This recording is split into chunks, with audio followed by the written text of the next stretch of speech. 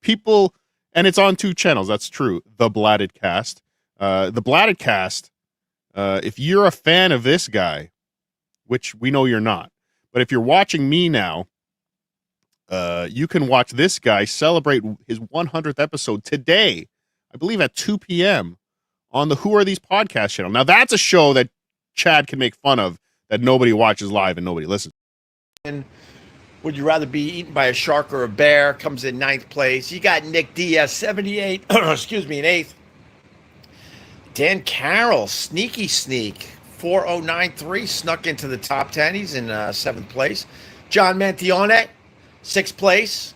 5th place, sneaky, the Vlad T Cast, 3174, 5th place. Jack.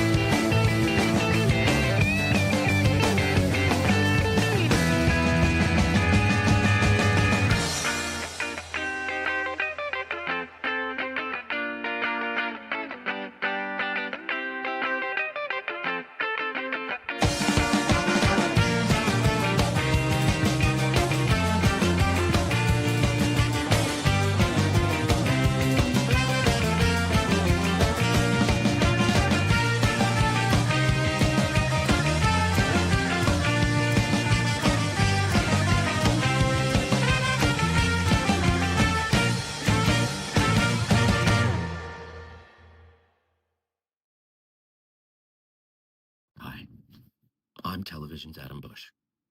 You might know me from WATP, This Little Piggy, Point Dabble Point, or maybe my appearances with Casey Armstrong, Chad Zumach, Skinny Chad Zumach, Jake Hudson, Chrissy Mayer, BYB, Uncle Rico, I was there too, The Rewatcher, Pod Jerky, Joey C.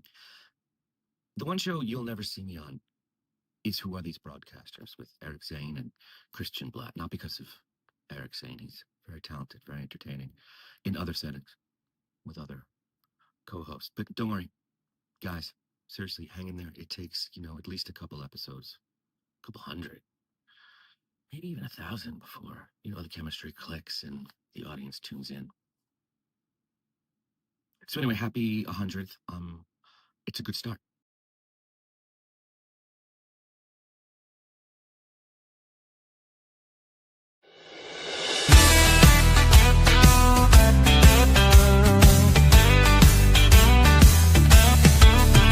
It's the 100th episode for Christian and Eric making so much money they just can't bear it. It's the 100th episode for WATB. Clubfoot's giving them a raise. Just you wait and see.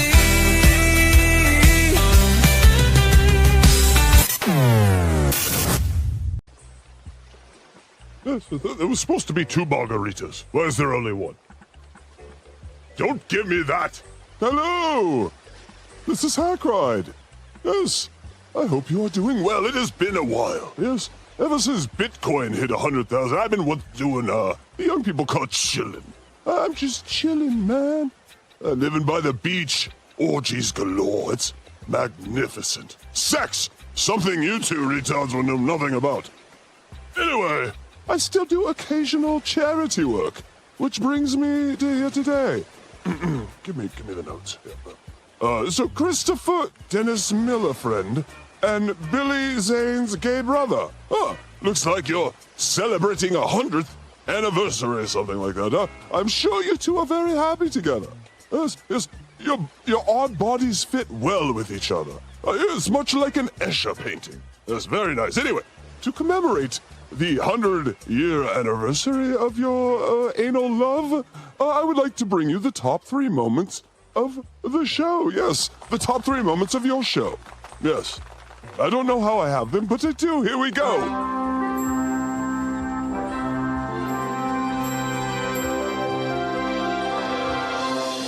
Number 3. What is going on? Hello? Did you miss me? Oh, did you miss me? Judging by the WATB Reddit, you did not miss me. No. And I don't care. As long as I have Christian and Carl in my back pocket and the naked pictures of them. Look at the man in the middle is literally figuratively making a Nazi sign with his body. How dare you? I will contribute. All right, number 2. Yeah, number 3. See, you did something good in your first 100 episodes. Let's see what else you did. Here's number 2. I got copyright claimed by the Isotopes. That's like getting mugged by the Rizzler. Ugh. Hey-oh. All right, that was pretty good. You had some good content on there. It was like 3 seconds of it, but at least there was something. And here is the number 1 clip of your stupid gay show. And yes, because my sub numbers are fading faster than Eric Zane to his knees for a ticket to anything ever, just want some friend people. I'm here. You know, Carl's channel is the last hope of life raft. Obviously, look at you 2. Just a life raft to nowhere. Anyway, Christian, I see you got your patent Oswald cosplay suit on for the show. Super fun. It's amazing. Also, Christian, you know, I never knew I didn't need to watch the 3rd keyboardist from Faster Pussycat's thoughts on border security. So thank you for that. Oh my God, so true.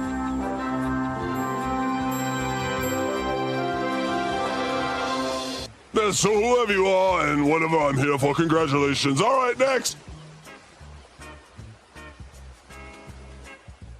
What's that goddamn pina colada? Yes, that's right. The stars are absolutely out today for our big show. Who are these broadcasters? Episode 100. I'm Christian Bladt. He is Eric Zane. And how are you today, EZ, for this monumental occasion? Never better. I mean, just to think that, you know, that is that's a high bar there. You have Hackride. You have the reference to Wilt Chamberlain. Absolutely awesome. Whoever is responsible for all of the intro there, including the music, thank you, thank you, thank you. Yes, so that is our friend Hackride, and we've talked about on the show before that Casey Day doesn't really do much Hackride anymore because everybody hates him. I love Hackride, so I asked if the demon might be able to help us kick off the show.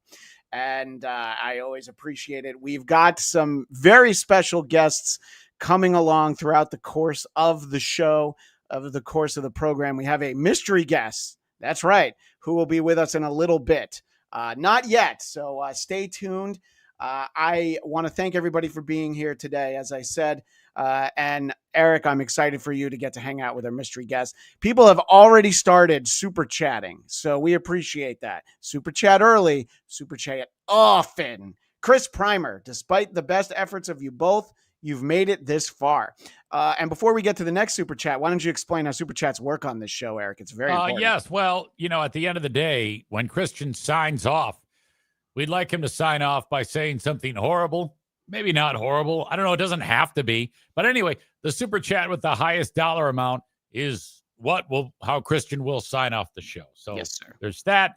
Or if you just want to super chat, that's totally fine. I don't even know if the super tips work. Is that a thing? No, we don't have that yet. I have to. I said. Okay. I said to Carl that it was embarrassing that Chad Zumach knows how to do super tips. Right, so right. I need to figure out how to do it. We don't have super tips yet. John Jamingo from the Bigot Bunker.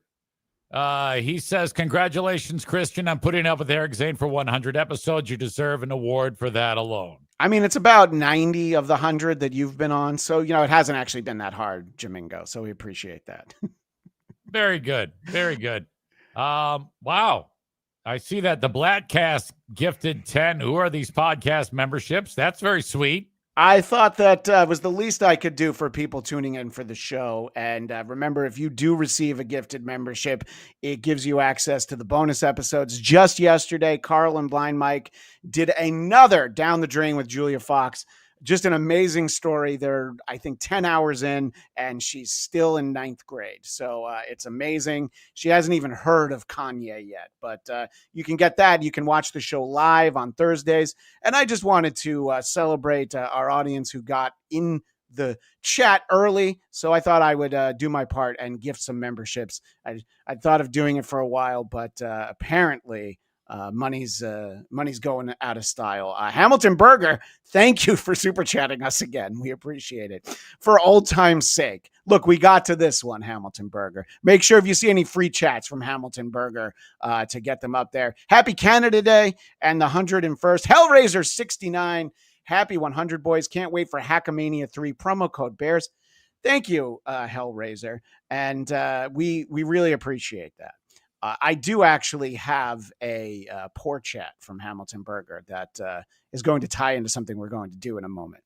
How many NASA engineers did it take to design clothes that could contain Dank DeMoss?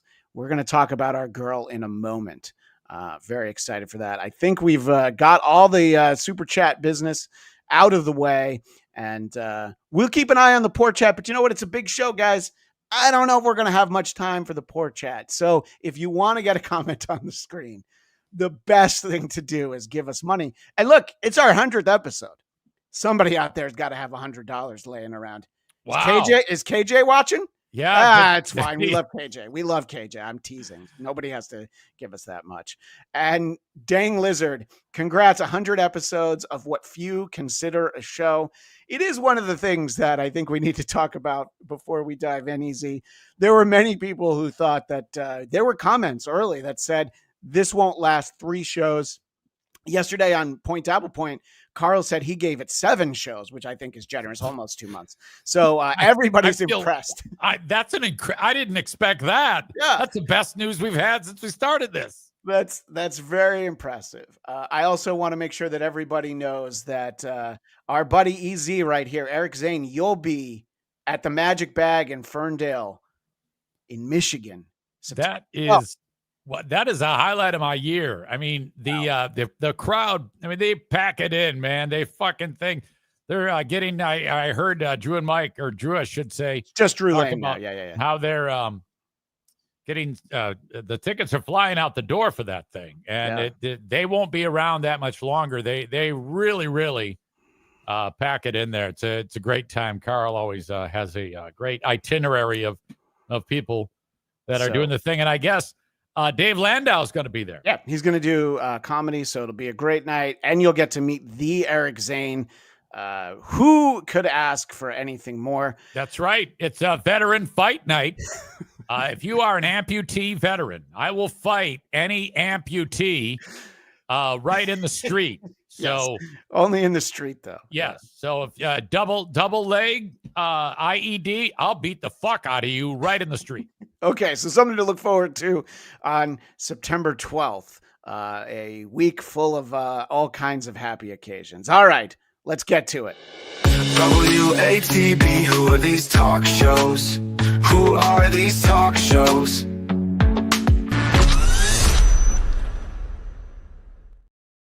So I mentioned a moment ago that we were going to have a talk show segment with our girl, Dank DeMoss. And I do want people to remember Dank DeMoss because there she is in all of her glory, one of God's creatures, believe it or not.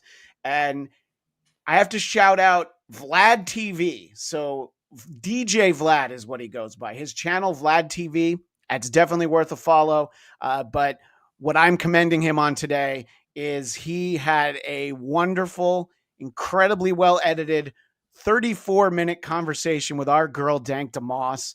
And I think that Carl's going to be really proud of me. I'm going to break this up over a few shows. I have so many clips. Oh, that's an old Carl trick. So, Carl, Yes. I learned something in 2 years. We're not going to start off with a 40-minute segment, which I think actually has great stuff in it. We're going to do a little bit. We'll have our special guest. We have segments that people have come to expect. But I do want to start off talking about how we know Dank DeMoss. How I think a lot of people know about her is she hired a Lyft, and the driver said, do you remember what the driver said to her? I can't quite remember, EZ. I said my tires are going to blow up or something like that. It was Exactly. it was incredible. It He was was- so painfully honest. He goes, "My tires will blow up." No. It's some variation on bitch done too fat for my car, something like that. And so she sued Lyft, and Vlad does ask her about it. He has some great small talk ahead of time, but let's just dive into the Lyft talk. Right, but Lyft is not complaining. Lyft is actually on your side and is going to make it right according to these messages. So what he's saying is that you've shared screenshots where you complained to Lyft, and they kind of threw the driver under the bus. Okay, all right. And the company, whoever is in the legal department there, is like, okay, so yeah, we have to disavow the knowledge of this agent. And they had nothing to do with this. Like, for example, I have employees. Now, if I have an employee and my employee does something, then I'm responsible for it. But if I have an independent contractor that's just doing stuff for Vlad TV and they do something crazy, that's really out of my hands. Mm-hmm. They are on their own. Mm-hmm. So it seems to me that you should be suing the driver and not Lyft, because I don't know what Lyft really has to do with it. Now, they may settle based on bad publicity and so forth, but to me, it doesn't really appear like Lyft is really responsible for your situation. I'm not. There's more. Do you think this is what she wants to hear, that she should hire a lawyer at an hourly rate that is more than EZ and I make in a year, and sue a guy who has to drive Lyft? Or should she go after the corporate entity of Lyft? Well, she wants a corporate entity because of the money involved, no doubt. But she seems like she's understanding this guy, whoever this dude is, because he's making decent sense. DJ Vlad is making great sense. By the way, I love his pipes. He's got great pipes. Yeah. Oh my gosh. He's not quite as far along, but he's borderline Eric Zane pipes. Well, I mean, few can do that. I mean, come on, let's be honest. It's a great point. Not happy about your situation. I think it's unfortunate. But at the end of the day, I just feel like this is a driver problem, not a Lyft problem. Thank you for your support and opinion. Okay. I love that answer because she's like, okay, I've talked enough to my lawyer that I'm just going to not say anything that can help, but I'm suing the big company. You're absolutely right, EZ. She's not suing a Lyft driver. Fuck. That was incredible. Thank you for your support and your opinion. She did sound borderline Mike Tyson there. All right, there's more Lyft talk, and I have to warn everybody. I've zoomed in on this clip.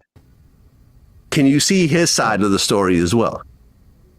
I see my side because if it was like 5 girls that added up to my weight, he would still allow them in his car, and I didn't reach the car's capacity. What do you think about her argument that if there were 5 girls, he would have let them all in? So vile to think she has to compare herself to 5 normal weighted women. Yeah. That's her argument. If you had 5 normal chicks, Yeah. I mean, they equal me. I mean, she has to actually admit that publicly on this show that she weighs as much as 5 bitches. At some point in this conversation, I think it's in one of the clips, but she does mention that she's at 5'17" right now. So yes, 5 normal bitches is about right. Well, probably not 5 girls. I mean, it's a small Benz. 3 like, girls, no, it's true. maybe I 4. I don't know, like 4 and 1 in the front seat. 1 in the front 5. seat, maybe 3 in the back. So 4. Yeah, I feel like 4 in the back, 4 1 in in the the back. front. I mean, Right, but when the weight is at one side, that potentially could damage the car. Like, I mean, I'm just, I like to just address both sides. Yeah, he's you're making not. the You're point. just No. one side. Well, the side that's really entertaining for me and you to watch right now. you see. Wow. I mean, she's not getting how No. weight distribution works. She's not- 517 pounds right in the back over one of the tires, or honestly, it's Detroit, so maybe 5 girls weigh about 6 bills, but that's still yeah, fine. yeah. But it's I mean, spread sure. out. It's pressure on each tire. It's not gonna make them burst, as the driver said he was concerned. Jesus Christ.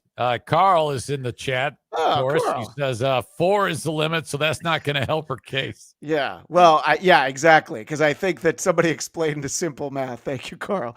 That there are no 4 girls, even in Detroit, that are going to equal 1 Dank DeMoss. Because from his point of view, it didn't seem like he was trying to be mean. He wasn't calling you names. He wasn't, No, that's just what we do, insulting right? you. I think he was concerned about, His tires.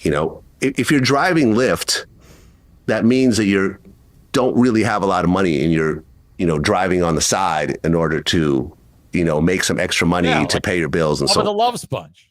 Right, exactly. Yeah. I'm reminded of the great John Melendez joke.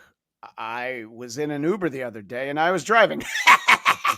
So, there's something to be said for all of this, Easy. I've got one more clip dealing with Lyft, and I think that this is the crux of the interview because this is what we really know her for. So Vlad's doing a great job in not letting her move on to, the latest single that's going to drop or whatever. nobody is used to like big people being out. You have to be prepared for us God. as well. This is something she said when she was on the Breakfast Club before our channel got struck. And, I guess we couldn't share any more clips. And it's the idea that, people aren't used to seeing me in public. And it's no shit. Yeah. Oh, boy. That's something. If you're Lyft, you just kick this can down the road a few years. She's going to be dead. Going to be ugly. And that's it. It's just going to go away. Jeez. Do you remember how old she is, by the way? I think she's in her 20s. She's 29. And so let's get a little more on this. It's probably not normal to the world to see people like me. No, I'll tell you, Dank, it's things, not.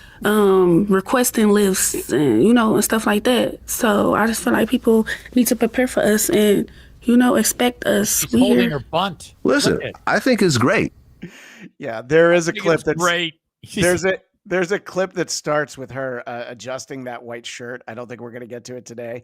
And I appreciate Vlad for the edit so that we didn't actually see what's underneath that white shirt. But yeah, she's just cradling it. We've both had wives who've had babies in their belly. This is basically what they do is you kind of hold it. Right. And she's just holding on to that big meat flap. It's remarkable. That is the meatiest flap you'll ever see. That you're out. I think you're very brave. You want to see what? I said I want to see her twat. She's on OnlyFans, right?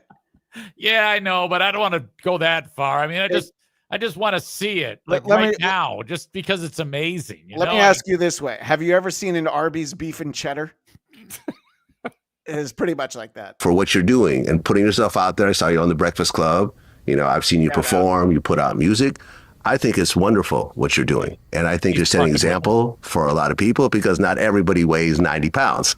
You know what I'm saying? When you look throughout the world, people have all different, weights and so forth. I think a lot of people admire you, and I think you're going to influence a lot of people to get out the house. Fucking with her. Just call her a stupid fat fuck and move on. He probably talked to her for an hour and edited it down to 34 minutes. So I appreciate the way he's painting on this canvas. He's just trying to, it's insulting just for Dank to be seen. That's an insult to everyone. All right. So he's doing that, but then still trying to talk his way around it and make himself seem like an ally so that he can keep, feeding the machine, so to speak, pardon the pun, of having her on because she drives viewership. I mean, she is a sight. She is like the Great Wall of China. You got to see that fucking thing. It's unbelievable. It is unbelievable. He's going to bring some logic to the and do more things and, girls to do their makeup and their hair and get fly and put on some buffs and everything else like that because you're from Detroit. I didn't like him using slang with her. I don't even know what the fuck that means. Getting fly. I don't know what buffs are. Getting buffs? Yeah, but DJ Vlad is trying to get into Dank DeMoss's good graces. But, but at the end of the day... Razor 69, go ahead. He just doesn't want her to get mad and sit on him. So it's almost like he's trying to make sure his existence, his life is in order. He's protecting himself is what he's saying. I actually don't know what Vlad looks like. I've only heard his voice on his channel, but whatever size he is, she would literally crush the life out of him within seconds. I think, who was the comedian? God damn it. Ari Spears, when he was talking about when Lizzo, before she started losing weight, says, I can't take her serious because she looks like the shit emoji. It's the same thing with Dank. It's like, I can't take you serious. It's true. The shit emoji usually has that kind of sourpuss. It's not like happy. So that's a great point. So I want to get to the logic in this clip, and then I have one more with Dank. You have those rights, but you also have to work around other people's situations as well. Like, so for example, when you fly, certain airlines give you an extra seat. I fly Southwest. They give me a free seat. They give anybody my size a free extra seat. Okay. And Delta as well? The last time I drove Delta, I drove first class and I had my own seat and I was fine. Okay. I didn't need an extra seat. Okay. Yeah, well, first class is, Yeah. So she flew first class. I want to know who picked up the bill for that. And she did not need the extra seat, but sometimes they do give the extra seat.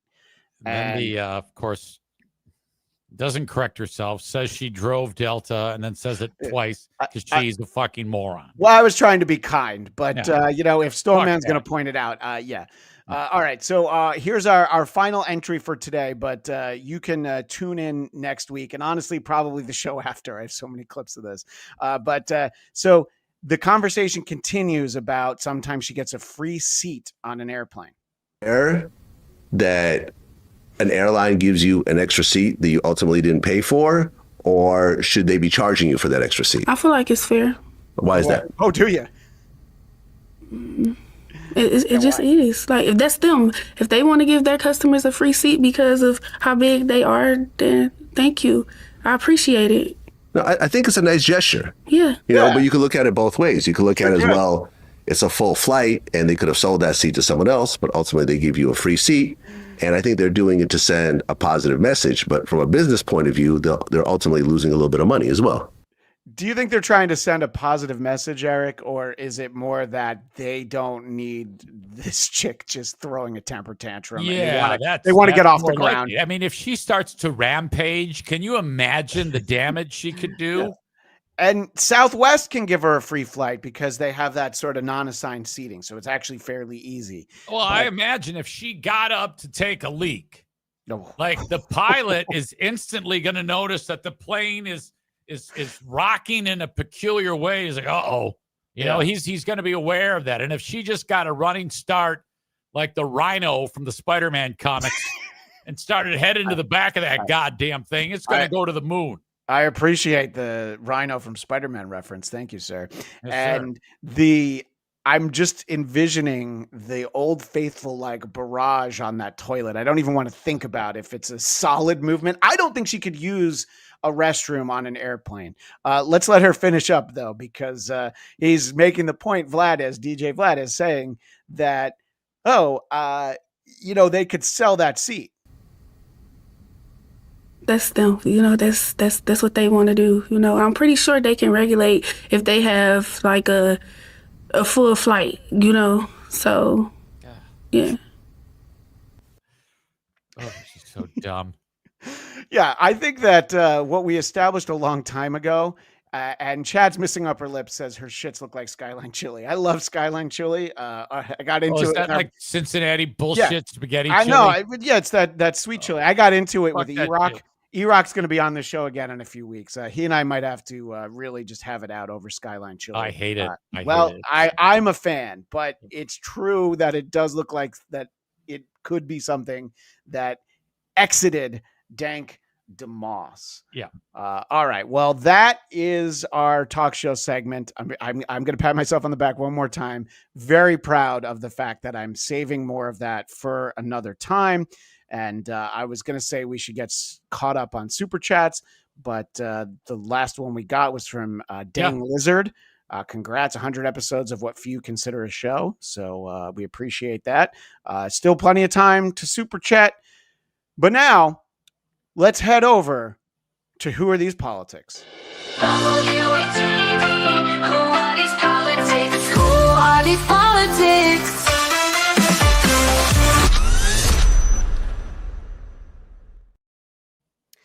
And it is indeed time for our special guest.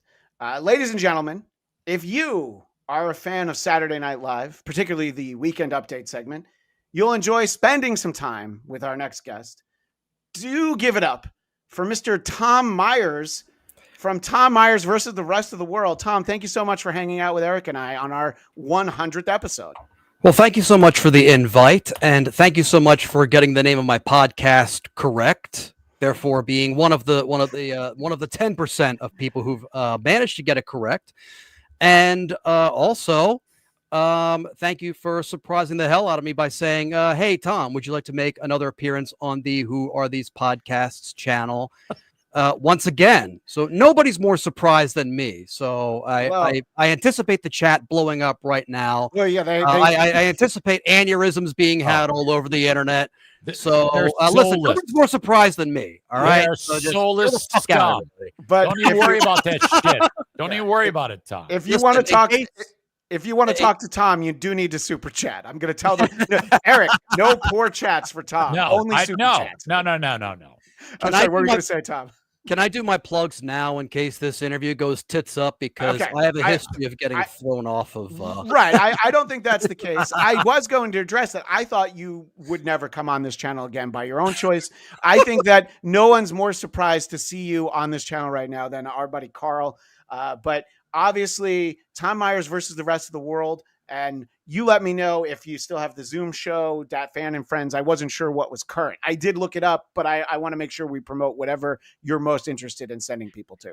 Yeah, of course. Listen, the big thing is the Patreon. The podcast is on summer hiatus, so I'm uploading a bunch of bonus stuff to the Patreon. Patreon.com/Tom Myers for my for the premium members. There's also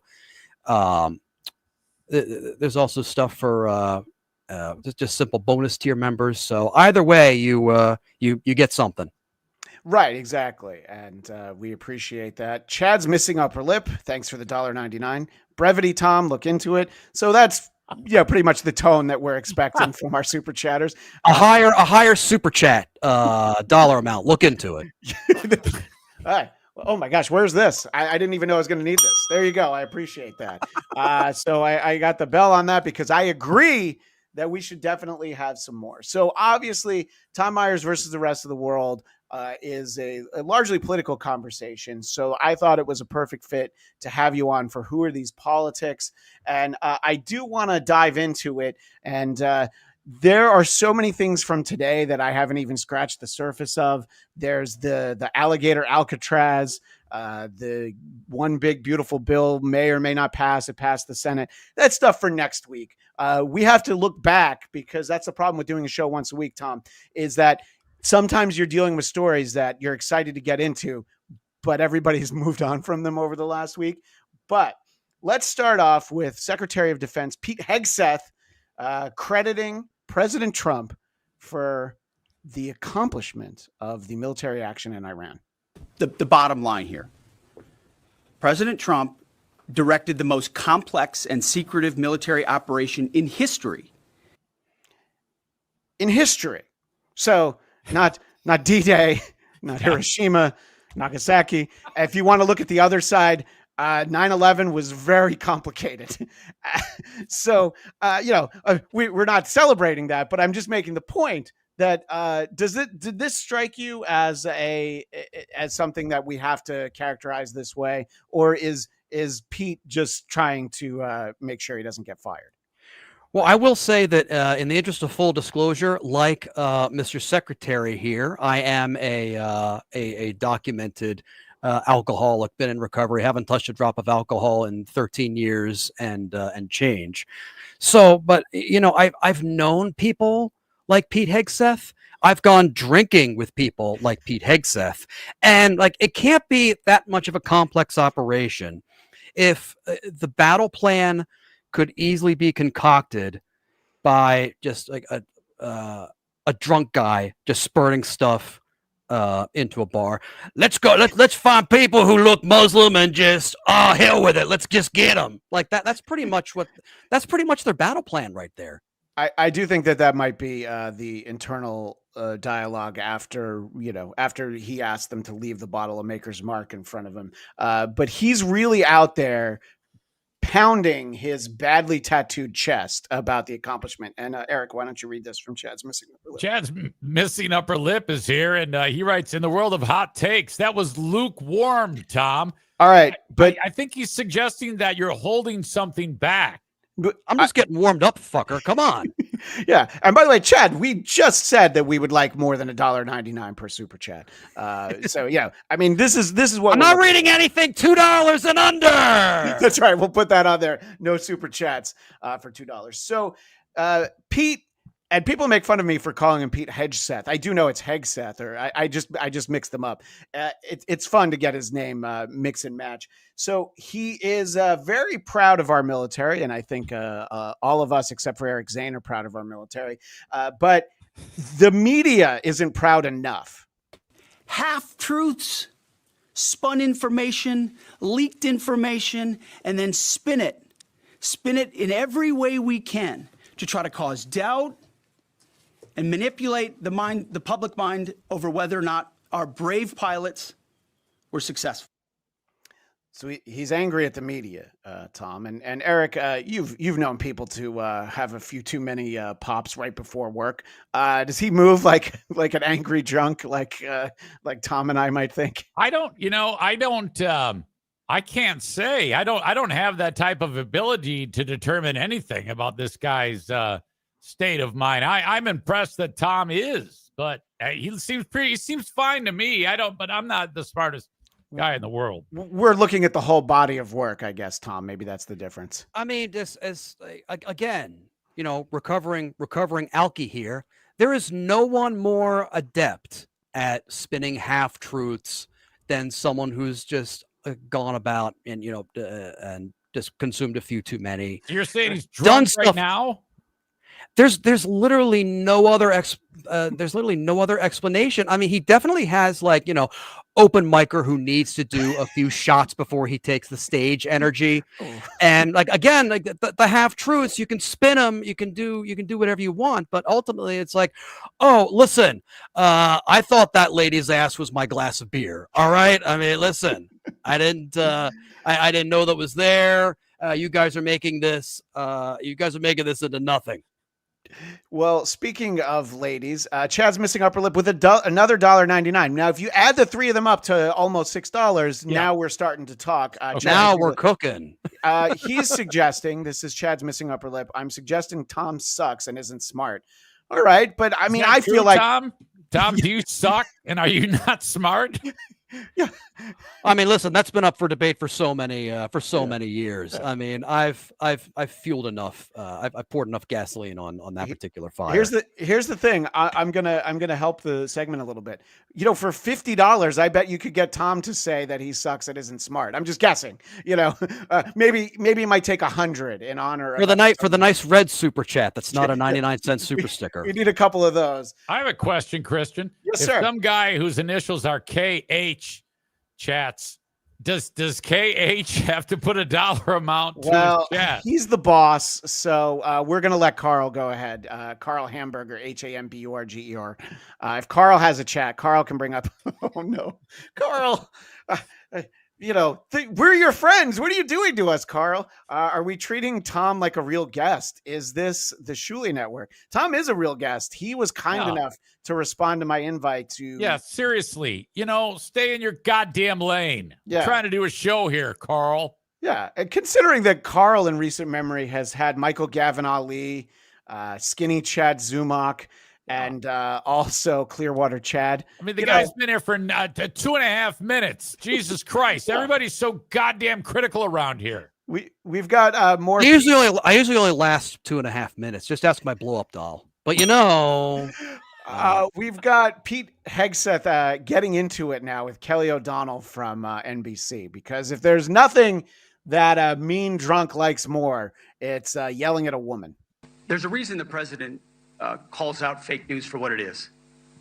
These pilots, these refuelers, these fighters, these air defenders, the skill and the courage it took to go into enemy territory flying 36 hours on behalf of the American people and the world to take out a nuclear program is beyond what anyone in this audience can fathom.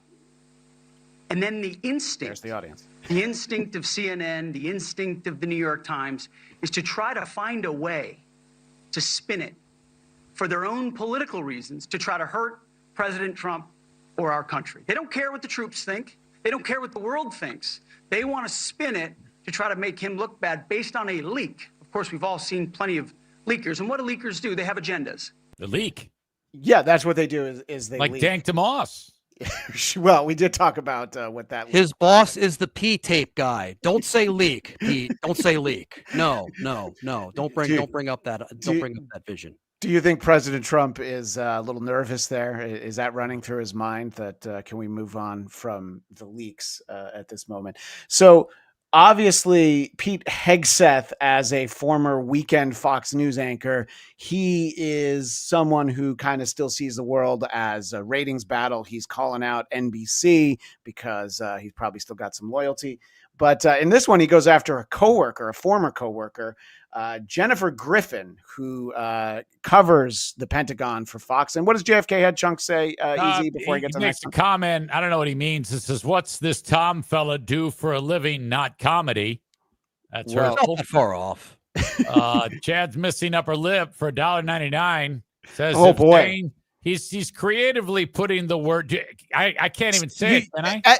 You could say SA. We know what that means. Yeah. If Zane R.A. Ped Tom, he'd have a funny bone. Well, okay. the joke's on you, Chad. We all know that Eric's dick doesn't work. Well, and also the joke was around, I think, before either of us were born. So try a little harder there, Chad's missing upper lip. Try like writing shit like I do, but go ahead. You know. I've never seen mangy before. Mangy. I dare Tom to reply via joke in 10 words or less. Well, so Tom, for less than $2. Yeah, I was gonna say, how about $10? How about $10 or more, right. And then you'll get a joke in 10 words or less. You know, how about that? Tom, FMK, Lizzo, Dank DeMoss, and Trisha Paytas. I don't know what the fuck. Do you know who those large women are? Lizzo, obviously, everybody knows. Dank DeMoss is someone we were just showing when you were backstage. Okay.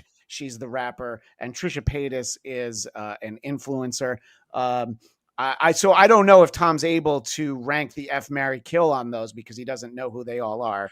Well, I think given I'm going deep into the bowels of social media, I think I was hoping that all three of them could team up and F, marry, and K me just in one fell swoop. Just one fell swoop. Dead. Yeah, I don't know how. I'm sorry. Yeah, you don't look that physical, Tom.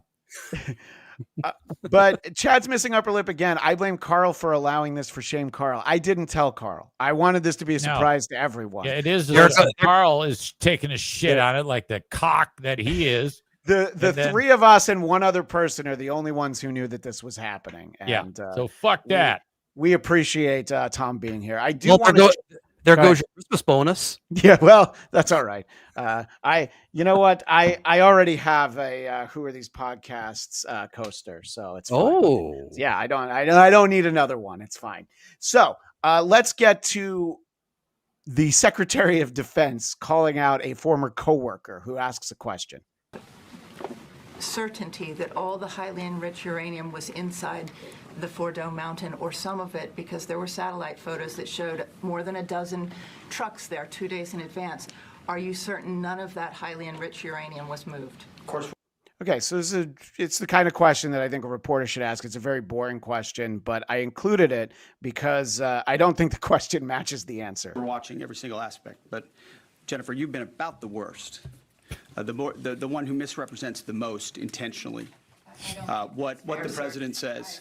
I'm familiar. About the ventilation shafts on Saturday night, and in fact, I was the first to describe the B-2 bombers, the refueling, the entire mission with great accuracy. So I take issue with that. I appreciate you acknowledging that this was the first the most successful mission based on operational security that this department has done since you've been here, and I appreciate that. Wait. Yeah. So go ahead. First he hates her and then he kisses her ass? Well, I think he realized that it might have been a little harsh, and who knows, maybe his wife is friends with her or something because they used to work together. Or he just, she was the one who got away. She was the coworker who turned down his advances. Plus, all the other reporters now are just looking at her like, "Hey, you work with the fucker, you bitch. Don't look to us to save you." I would like if Pete Alexander turned to her and said that. She's not the only one, though. When Trump's on the stage, we have to give credit. Look, we have our favorite reporter on this show is Peter Ducey, because he asked the important questions no one else will ask.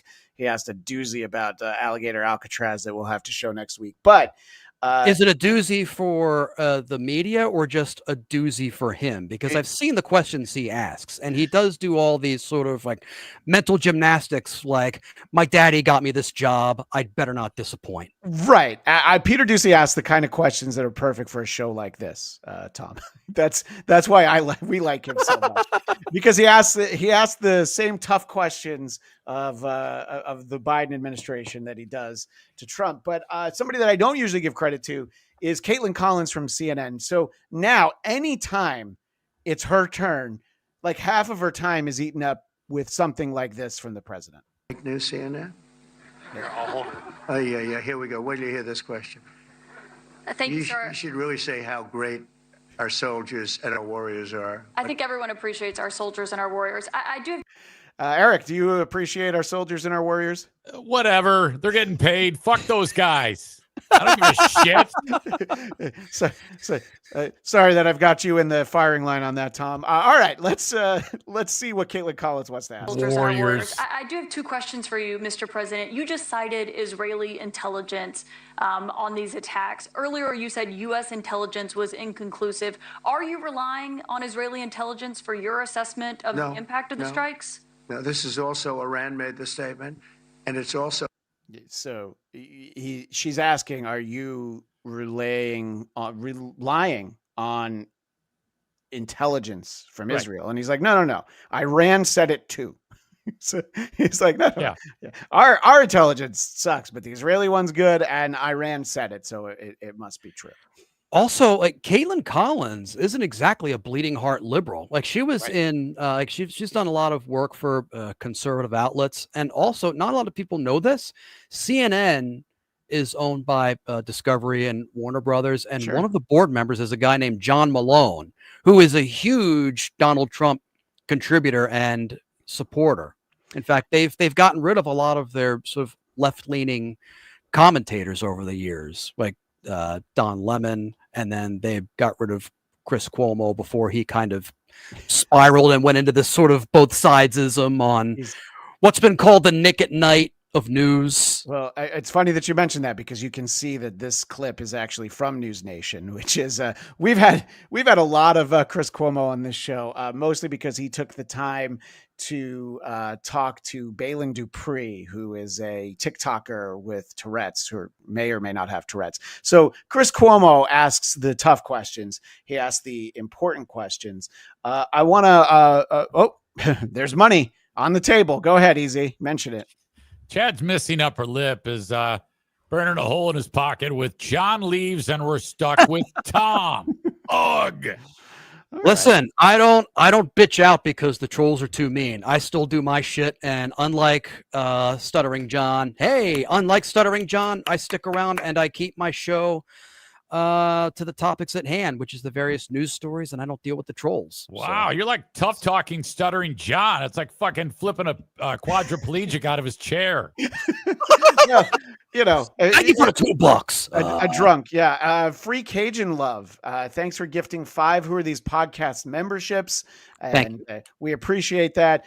So, Carl, what do you say now? Tom's getting people to gift memberships to the channel. Yeah. Surely you should appreciate that. Carl's the worst human in America right now for that sideways attack of his horrible human being. I didn't say that. Chad's missing upper lip. Base level knowledge. Tom sucks. Zero actual thought. I mean, you just compared yourself to Stuttering John. You want to talk about somebody who shouldn't be talking about politics.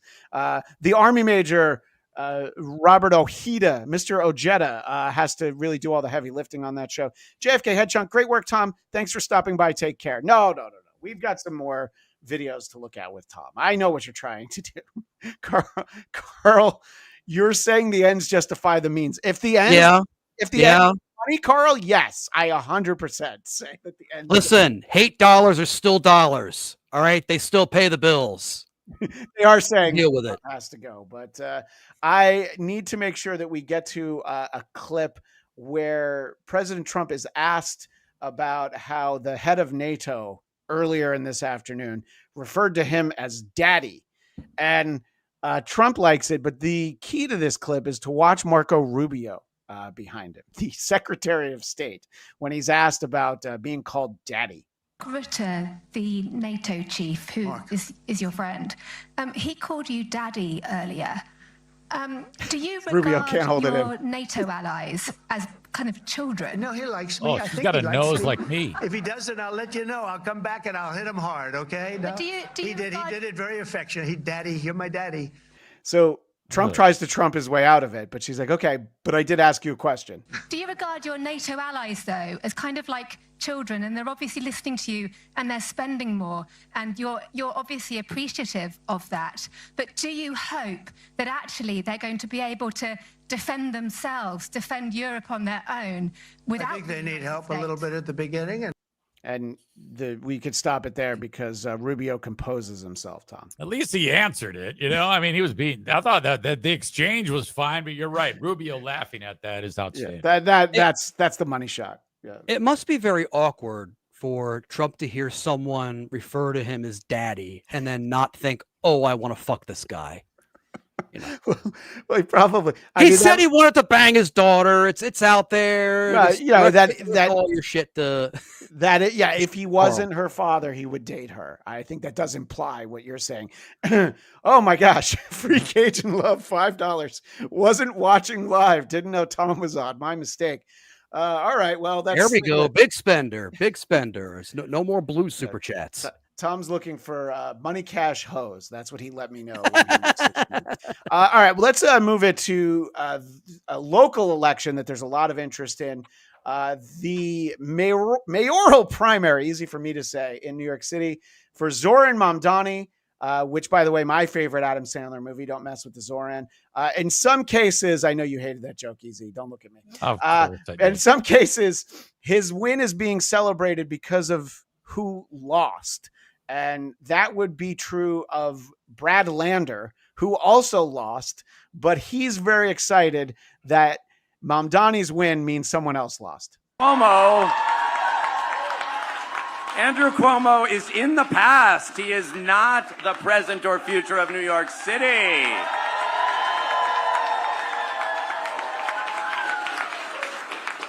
Good fucking riddance. There's a little bit of a silent assassin of a clip, Easy, because you're like, why the fuck are we watching this? Because on the ABC affiliate, WABC, he says, good fucking riddance. Wow. So that's fucking great.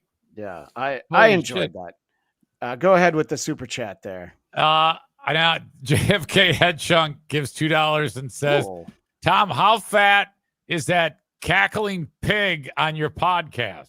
I'm going to interrupt Tom, and I don't think that's a good... I am not fat. I'm big boned. All right.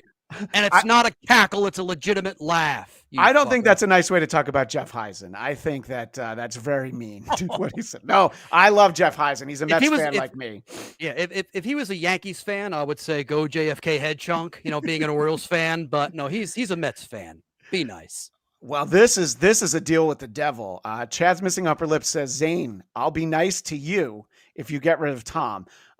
We've got I'm never getting rid of Tom. I did my plugs. I love it when JFK or Chad's missing upper lip is mean to me. I mean, come on. Now, it's no skin off my back. Right. It's always the best part. So we do want to talk a little bit about Mamdani's win. And I want to put this into context. This is a well-educated Irish YouTuber. So it's not Husey because this gentleman is not drunk as he talks about this. He has some great perspective that I could have gone and gotten the original video and pretended I thought this. But he's got a room full of white liberals celebrating. Okay, so here we have white people in New York jumping for joy because a Muslim socialist from Uganda named Soran Mamdani will be the next NYC mayor. Jumping for joy. This is a man who wants government-owned food stores. I have to say that again. Government-owned food stores. Okay. That's as Doesn't sound so communist bad. as you get. Someone posted one of his tweets from 10 years ago. This guy was cranking out anti-white tweets 10 years ago while getting 0 likes. So he's what, the African Anthony Cumia? I don't understand the problem. Mamdani said on the phone while walking to work, when a white guy sitting on a nearby ledge decides it's a good time to let me know what's on his mind. Well, I mean, the white people seem to like you in that video we saw. Just pure love of the game. And then you have the same demographic jumping for joy that he's elected.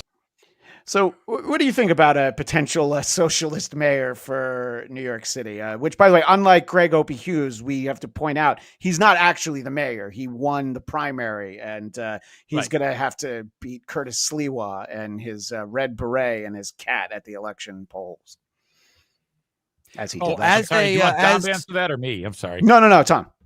Well, I mean, as a white liberal, we're very good at self-hate and self-loathing and saying, listen, white people have done enough shit and damage to this country.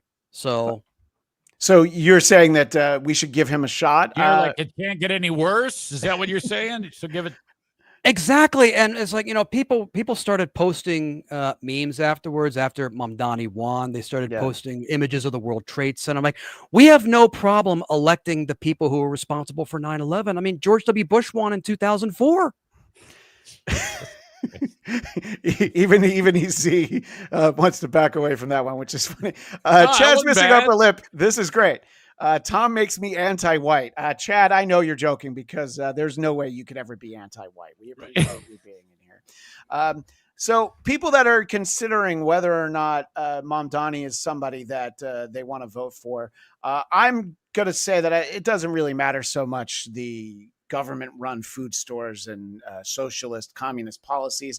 I need to shine a light on the fact that not too long ago, only a few years ago, he was actually known as Mr. Cardamom. He was a rapper. And Eric, you're going to enjoy this. Here's a song about his nanny, which is his grandmother. So gather round now, celebrate me. I'm your boss, I'm your fucking nanny. Got a doctorate, bitch, so don't fucking try me. Don't I mean, it does slap. So creepy though. Wait till you see him. Oh, There he is. oh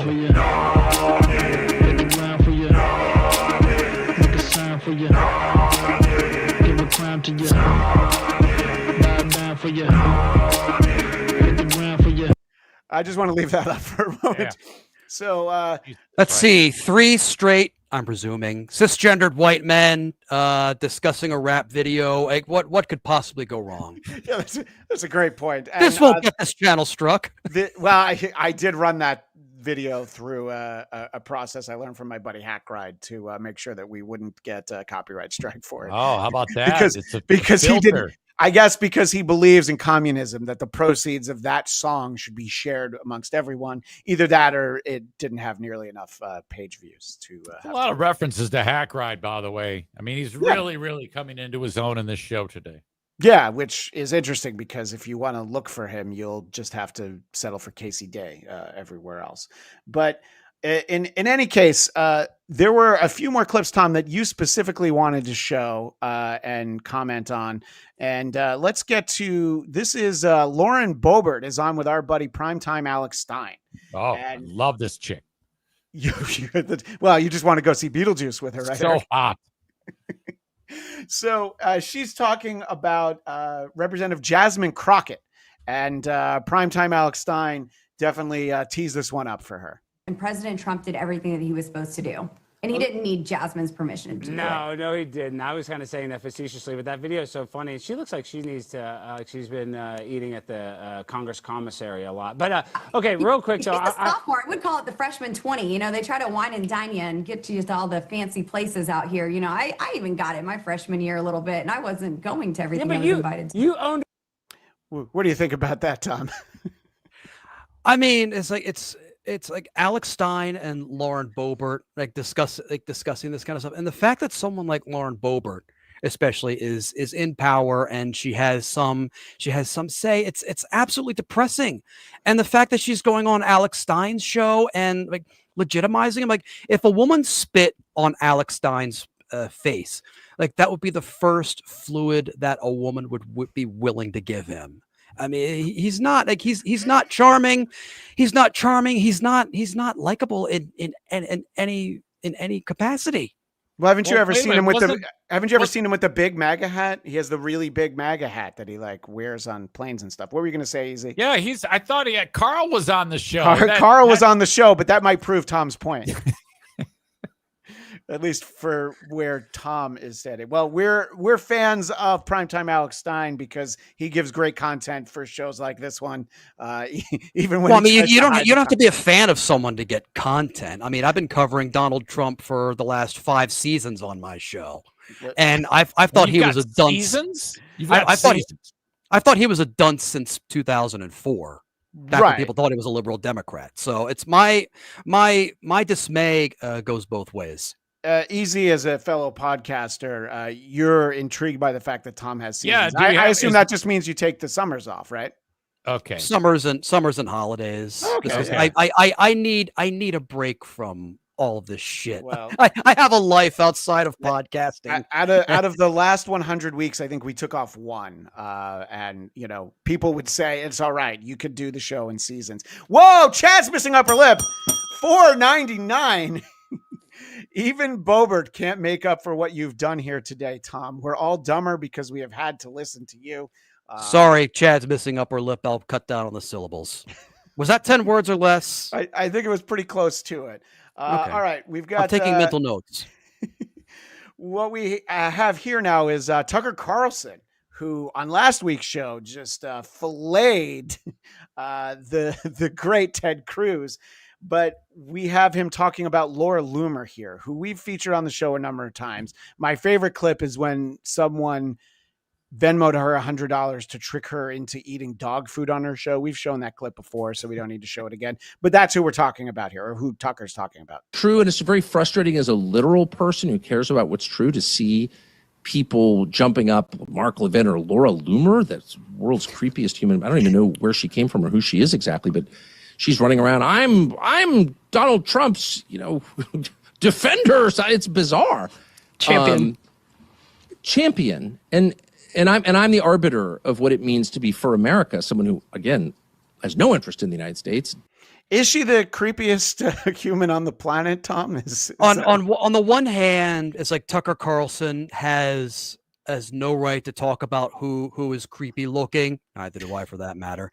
But it's like, on the other hand, it's like, I hate that I have to agree with him. Like, this does not make me happy in any capacity whatsoever. And like all these women who are around Donald Trump, I don't know what it is, if they have to get plastic surgery or if they have to have big stuff done to them, or if just being around Trump just drains their soul so much that their faces start to melt like Nazis in the movie Raiders of the Lost Ark. I just watched that with my son. I love Raiders of the Lost Ark. It's a JFK family Headchuck. movie.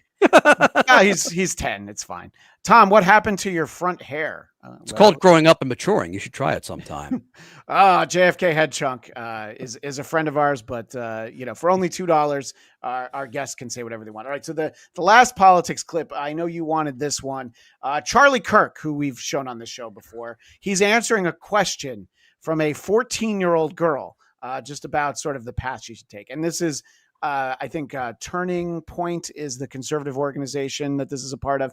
Kind of doesn't matter. So a 14-year-old girl asks Charlie Kirk this question. I'm Addie, and I'm 14. I'm a freshman in high school, and I was wondering, as someone who has a different opinion on college, what would you say the pros and cons are? Because I'm going to get to his answer in a second, but if you check in Charlie Kirk's pocket, he just got a text from Matt Gaetz. I don't know why. He just got a text from him. I'm interested in political journalism, and what would your advice be? Yes, so let me also speak to some of the young ladies here in high school where who's here where your top priority is get married and have kids? Raise your hand. Okay. It's a lot of them. Interestingly, I think there is an argument to bring back the MRS degree. And no, seriously. And just be clear, that's why you're going to college, right? Don't lie to yourself. I'm studying sociology. No, you're not. We know why you're here. And that's okay, actually. He goes on, but that's the gist of it. He's like, saying they're going to college just to get married? Yeah, the MRS degree. That Okay. it's like, and here's the thing that I will say for Charlie Kirk: a lot of those girls did raise their hands. But what did you think about that, Tom? Yeah, but they did raise their hand, like with the level of enthusiasm where it's like they're being held at gunpoint. This is a hostage video, and it said, if you don't raise your hand, we're gonna kill the family puppy. Yeah, that's true.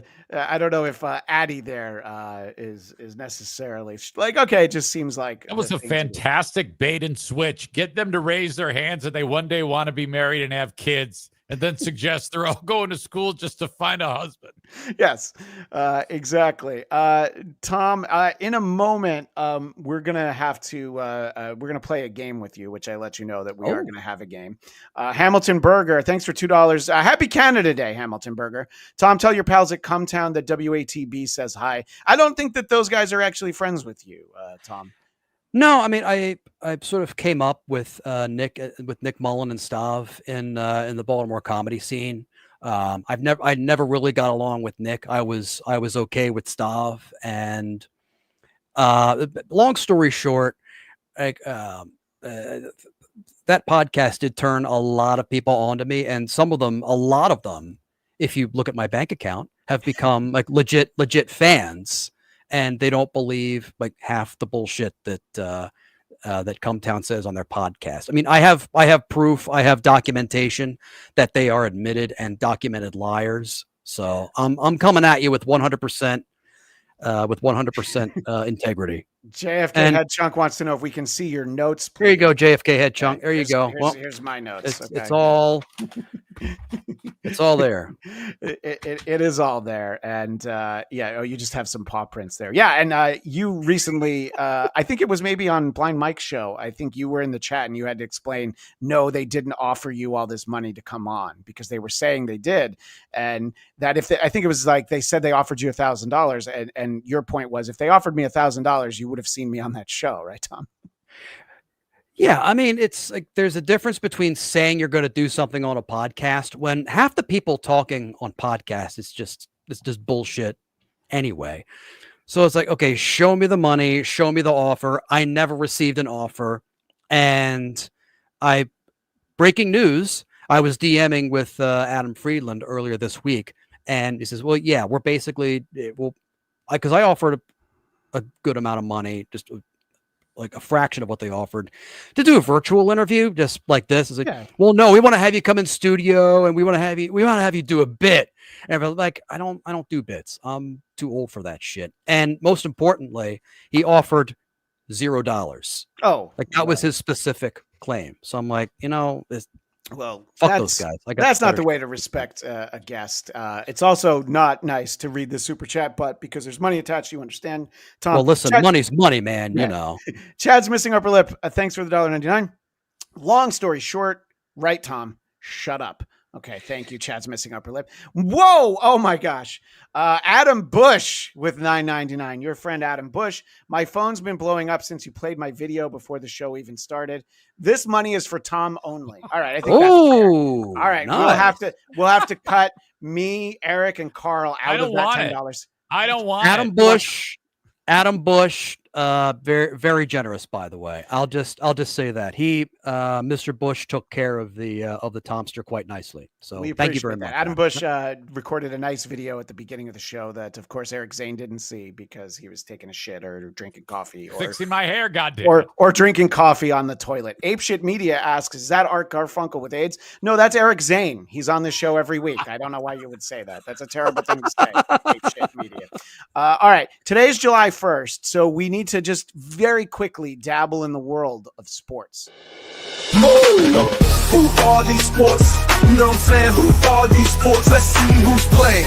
You know what I'm saying? You know what I'm saying? You know what I'm saying? No, I don't know what to say.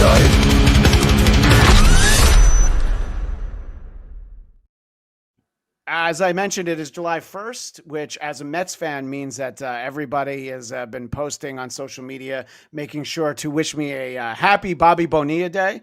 And they also point out that the Mets have lost 12 of their last 15 games. Yeah, I get it. I don't watch all of them. It's fine. But today is Bobby Bonilla Day. And you might ask, what is Bobby Bonilla Day? Well, fake news CNN. I'll explain it to you. July 1st, which means it's time to wish your friends and colleagues happy Bobby Bonilla Day. And this day has become famous in the sports world because on July 1st, every year, the New York Mets send Bonilla a check for $1.19 million. And that's because back in 2000, the team bought out Bonilla, but instead of taking the lump sum, Bonilla and his agent deferred the payments at 8% interest. Now, the Mets ownership at the time, they thought they'd be getting some huge returns on some Bernie Madoff investments. Whoops. So the 8% was nothing, but those investments didn't quite work out. So Bonilla's buyout is structured to pay him $1.19 million every year on July 1st from 2011 to 2035. So Bonilla's going to get paid by the Mets until he's 72 years old, despite not playing for the team since 1999. That's why every year on July 1st, we celebrate Bobby Bonilla Day. I'm wondering if for his $1.1 million, they could get him to DH a few times today because they could use it. But Tom, that's for Mets fans. Your buddy Jeff Heisen would relate to that. But as a Baltimore fan, you know that for the Orioles, it's actually Chris Davis Day as well. Yeah. I mean, listen, during his heyday, I mean, he was actually one of the better players, definitely. I mean, he even came to pitch for us during an extra inning game in Boston, which we ended up winning. So, that was a phenomenal game to watch. But that's how it started. I actually have a news clip, Tom, of how things started to wind down. This is, I think, 6-7 years ago. This is at the end of the season. Davis just posted the lowest batting average for any qualified major league hitter since the league adopted a 162 game schedule in 1962. That face pretty much sums it up. The Orioles first baseman hit 168 over the course of 522 plate appearances in 128 games. The previous low mark for batting average for a hitter with more than 500 plate appearances was 200, set by Don Wirt in the 1968 season. So the second worst average in a season is 22 points higher. So he can't even be number one at that. I mean, come on, Chris. You got to struggle. if you like the Bobby Bonilla deal, thanks to Fox Sports for this. This was the breakdown. They sent this graphic out a few years ago, Tom. $23 million in 2022 to not play that year.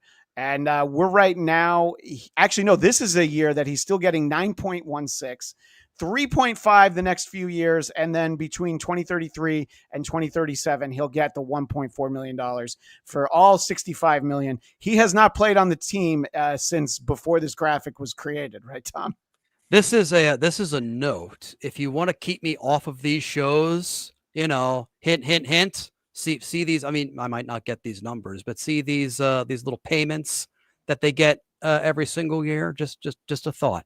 More than a $2 super chat. Just Venmo Tom Myers. Yeah. Yeah. There's a dollar amount where you could say, "Hey Tom, don't do that show today. Here's a dollar amount." Yeah. Well, you Which is can, true you for can Eric wish Zane that and all I, you by the way. want, but this is what you're getting. $4.99 for an insult. As Chaz missing upper lip says, has there ever been anyone as dumb as me, as smug as Tom? Truly an all-time low for this show, which is saying a lot. Oh my God. I'm from Baltimore. I'm supposed to take smug as an insult. Holy shit. Fuck out of here with that, man. Yeah. JFK had junk as Tom considered prop comedy one half a carrot top. I mean, Carrot Top, the amount of money that Carrot Top makes in a year, we should all be Carrot Top, Tom. What have you done? What have you done to get this type of abuse? I mean, what have you? Did you like rape a baby? All I've done is breathe. Apparently, yeah. I cannot. Who do you blame? Is it you or is it Carl? I mean, what's going on here? Oh, it's probably me, just because I love. Listen, I appreciate every the honesty. Every once in a while, it's like I'll look at something and I'll go, "Oh, is that a hornet's nest? Let me throw a rock at it just to see if it is." Yep, it is. Okay, and then I create content for myself as well. So watching this stuff is all fun and good. Well, we appreciate it. We're having fun. And before we let you go, we do have a game that was created specifically for today, specifically for this show. Before we get to the game, though. Yes, sir. Just a callback to the previous topic. One of the teams that Bobby Bonilla played for was the Orioles. Yep. Yep, for a couple of years. I do remember that, yeah. And I just remember the end of his career. And I'll always say the same thing. That, by deferring all that money, they did get to the World Series in 2000, but in Mets fashion, they lost. Anyway, let's enjoy. This is going to be a fun game for all of us. This is a game that our buddy Cardiff Electric has never played before. So let's see what this one's even called. It's time for everyone's favorite game show on Who Are These Broadcasts? Hers. What do you say, Christian Bladt and Eric Zane? Are doing a game for these nobodies? Thank you, Cardiff. We appreciate it. Happy Canada Day. Eeny, meeny, miny, mo. Catch a clubfoot by the toe. Play the clip. Yeah, they always I only watch this show after you guys have cleaned it all up, and I don't get to see this part of it. Yeah, it's a bit of a mess. Oh, beforehand. From time to time. Yeah. So this is our buddy Carl. You can see him down there in the rectangle in the bottom left. He's on the Chip Chipperson podcast right next to Karen Feehan. So let's see what Cardiff does with the game part of this. I've seen this before the show even part starts. Of your checklist, Carl. Yes. Sneaky Carl. Hold on one second. I feel like Karen's trying to get at Carl before he gets at her. That's what happens when people like each other. You're on the offensive. I like him except for his sweaty nose. I like his sweaty nose. That's your I like a favorite man part. with a sweaty nose. My mother he always wipes said, it up. Lyle, don't trust a man with a sweaty nose. He's been dealing with Satan. We took a train with no air conditioning over here. It's not my fault. Oh, no. I'm in no position did. to make fun of anyone for perspiring, Carl. Don't worry. That's true. You sweat a lot. And yet you did anyways. Yeah. That's true. Yeah, it didn't stop you at all. Well, careful of her, Carl. She takes liberties. Well, they're going to get to the game in a minute, but the chemistry between Carl and Karen Feehan is just palpable. People still talk about it. You're probably seeing this for the first time, Eric, and probably you as well, Tom. Shit. Okay. Well, we'll get to the game. I'm definitely on Team Karen here. I think. Well, by the way, she's also she's on OnlyFans, so I think we should all be on Team Karen. That's really for a woman. Hold on, Carl. Seriously, Oh, God. Damn it, Rob. Oh my God. Lightly tap Wipes it his again. nose again. Just Okay, so now they're doing a Heavy bit. feet. Heavy feet It's walking, raining. we're Right. stopping, there's a car and stuff. Okay. All right, babe, let's just Really say you're paint the there. picture. You and your husband Is are she walking. acting now? Do this. Yeah. Okay. What's going on? Carl's a Okay, great so actor. let's just say you I and love your him. husband are walking. Bob Barker gonna die by an alligator. All right, do you got any kids? No, I do not. Okay, we're gonna role play. All right, Okay. let's just Okay. walk. I thought we were gonna. I thought we did have kids. You're a I'd couple. like to have kids. No, you. But Remember, role we play. tried to have kids. It didn't work. Remember? Fuck you, Carl, because You your cried little all sperm, summer. not Wow. because my juicy, totally young eggs triggered something here. Fucking yeah. dick. Hell yeah. All right, we got our Your shitty little backstories. drip, drip, drip sperm. We got our backstories My straight. shit I is agree. good. I agree. Okay. So, hello. What are your names? This is gay Carl. He can't get me pregnant. That's true. Oh, because he's always putting it in your back, pussy. All right, What here's the did game. Carl say next? Here are your choices. Number 1, her back pussy smells better than her front pussy. Jesus. B, my friend got pregnant that way. Next, nothing gay about that. 4, back pussy was my nickname in college. And lastly, it doesn't matter where you put it when you can't get it up. Okay, so that is I cannot play this game because I may have collaborated with the potato on this. But Eric, I'm going to let you go first and let our guest think about which answer he thinks. This is gay Carl. He can't get me pregnant. Chip Chipperson says he's always putting it in your back pussy. What does Carl say next, Eric? B, my friend got pregnant that way. That is actually a good guess. What do you think, Tom? Well, I just want to say that before I guess, I want to say that I hope Carl recovered from whatever disease he had that got him that special Make-A-Wish guest appearance on the Chip Chipperson show. I mean that with all due sincerity. That's how he got to meet his hero, Anthony Cumia. So I'm really happy for him in that regard. I am going to go with next because Carl is good with the quick little jabs, and whereas I tend to be more long-winded. Yeah, pretty much. Yeah, long-winded and verbose. I'm going with next. That's going to be my answer. Lock me in. Yeah, so we have Tom with next, and Eric Zane says B. Eeny, Let us know meeny, in the miny, chat mo. what you think. Catch a clubfoot by the toe. That's where I was supposed to pause it. Whoops. We got our backstories My straight. shit I is agree. good. I agree. Okay. So, hello. What are your names? This is gay Carl. He can't get me pregnant. That's true. Oh, because he's always putting it in your back, pussy. Nothing gay about that. Well, no. Pull it out, make us sniff it. Right over. This is gold, Chip. We're wasting this here. I This know. needs to be a show. All right, look at these two. You guys are nice parents. What's your baby's name? Listen, we don't want to be on your show, asshole. We're walking somewhere. Oh, I know that, but you can win big prizes. Oh, wow. Shut up, Carl. Our kid's name is Donovan. Oh, wow. Let me reach in there and poke little fella. Oh, What a no. pretentious name. Yeah, Donovan.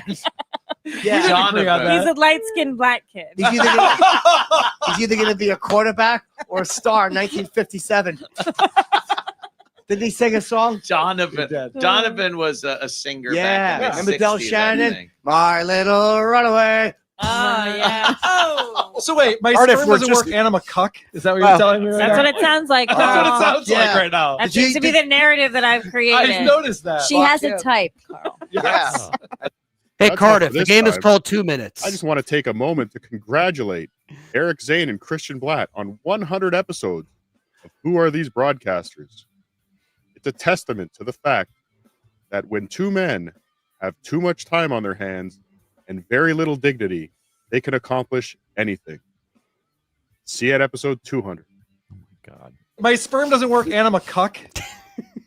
Sit, Eugene, sit. Good dog. Wait, that's it? I thought there was.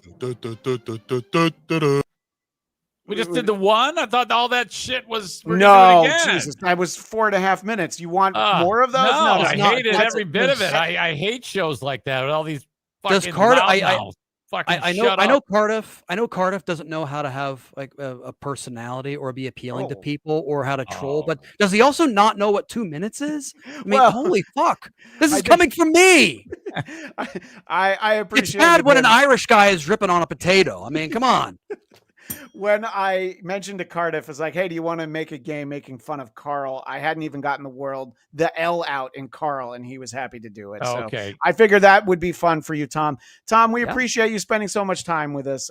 It's been a treat. Eric Zane really didn't know you before this. No, he no. knew you by reputation. Yeah, I knew because you of by what Carl said. reputation. Everybody beats the shit out of you. All of these people hate your guts. It's unbelievable. I It's cannot believe that. honestly, it's the only thing that keeps me going. If everybody liked me, like there would be no reason. You wouldn't believe or- what the poor chats are saying. Oh, just fucking It doesn't vile matter because shit. they're poor, so I don't care what they say. Yeah. Well, he did pay for it, and that is his one There's- free super chat. So Yeah, that's true. This one guy, David Brailsford, he's just been killing you, but he won't even spend $1. Find a nickel. Yeah, you please. I went. Now, hang bastard. on. No bullshit. I went to school with a David Brailsford. Oh, okay. So that's probably who that is. It probably is. Yes. Like I'm not. Yeah, not maybe even. you like blew him or something. Jesus. No. Then he'd like me if I did that. I mean, I would break out into a cold sweat if somebody I went to high school with was ever in our chat. So I hope that's not the case. So Tom Myers versus the rest of the world is on hiatus, and please let everybody else know where they can find you apart from that, Tom. Patreon.com/Tom Myers. Premium membership's only $5 a month. I'm putting up premium subscriber only content. I'm doing that once a week until the show comes back in the fall, probably September or October. I'm also working on another podcast with a friend of mine, Joshua Postel. Watch this space, as they say, on all of my socials, which you can find on my website, tommyers.us. Myers spelled just like you see it here. Myers for our audio audience. I want to make sure they know how to find you. And Tom, we really appreciate you taking the time to do this. I was surprised that you were receptive to it when I reached out to you, but this has been a lot of fun.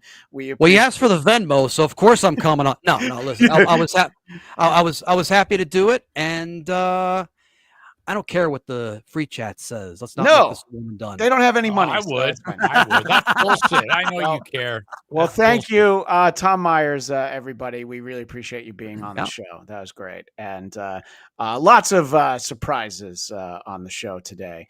And, Takes a obviously. beating.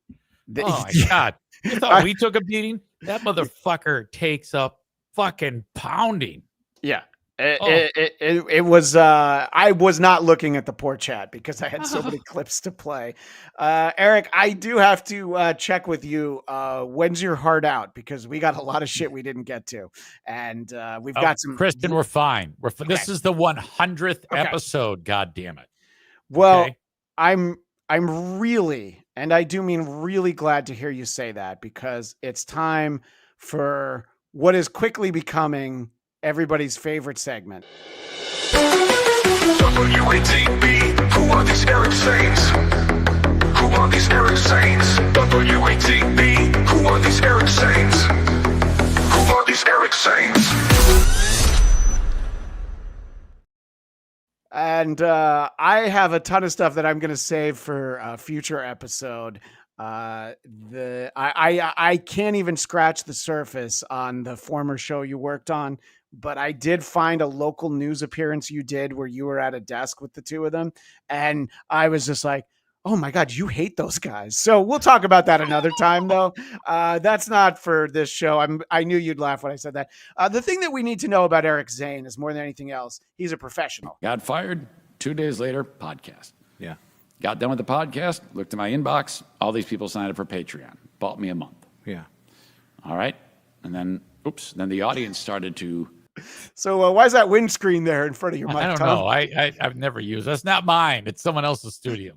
I know, but it did make me laugh. That was one of the first ones that I saw.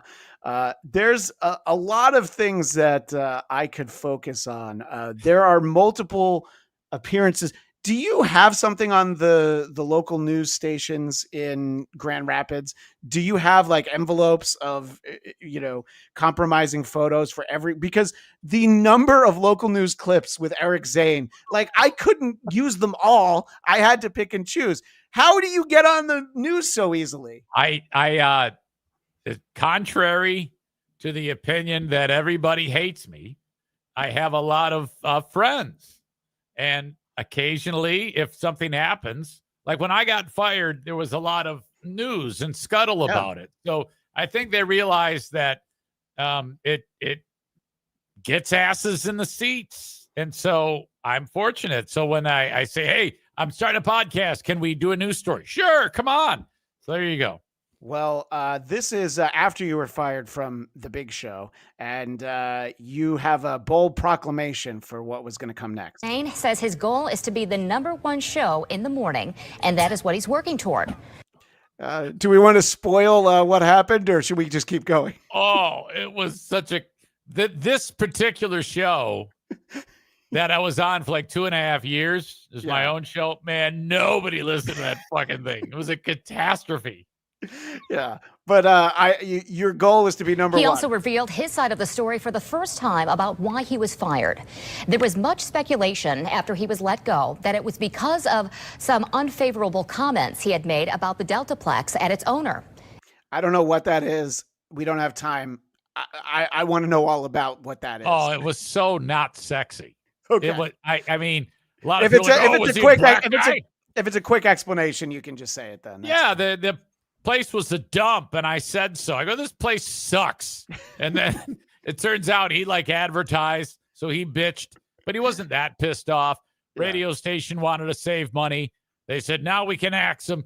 And they fucking fired me, and that was the end of it. All right. Zane said on his show today that after that, he was initially suspended and then later fired. He said he accepts his role in all of it, but he disagrees with having been let go. Free Bear and Hot Wings responded on Twitter this morning saying they will listen to his explanation of what happened and, if necessary, fill in the blanks tomorrow. As for his new show, Zane says he will be a lot like what he was on Free Bear and Hot Wings. Were you a lot I don't know.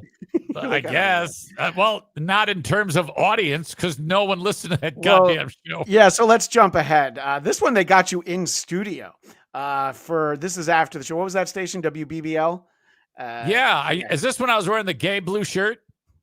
No, I've got to ask the question because a lot of Sure viewers is. probably wonder, is there any chance of you reuniting with your old gang?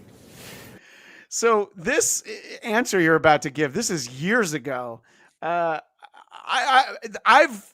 told you on air, off air, the best content you do is when you pull clips from Free Beer and Hot Wings because you're so filled with hate. It comes from a real place. It's not like just making fun of, Dank DeMoss is fat, but I don't hate her. Right, right. But you hate those guys. In particular, Greg, there's really only one person. There's a whole bunch of people on the show, but there's only one who, if he died today, I'm not kidding you. I'm going to be like, you ever see that meme of the guys that are carrying the coffin and they're dancing with the coffin on their shoulders? Yeah. That's me. I'm like, yeah. Like every time he takes a plane ride, I'm like, come on.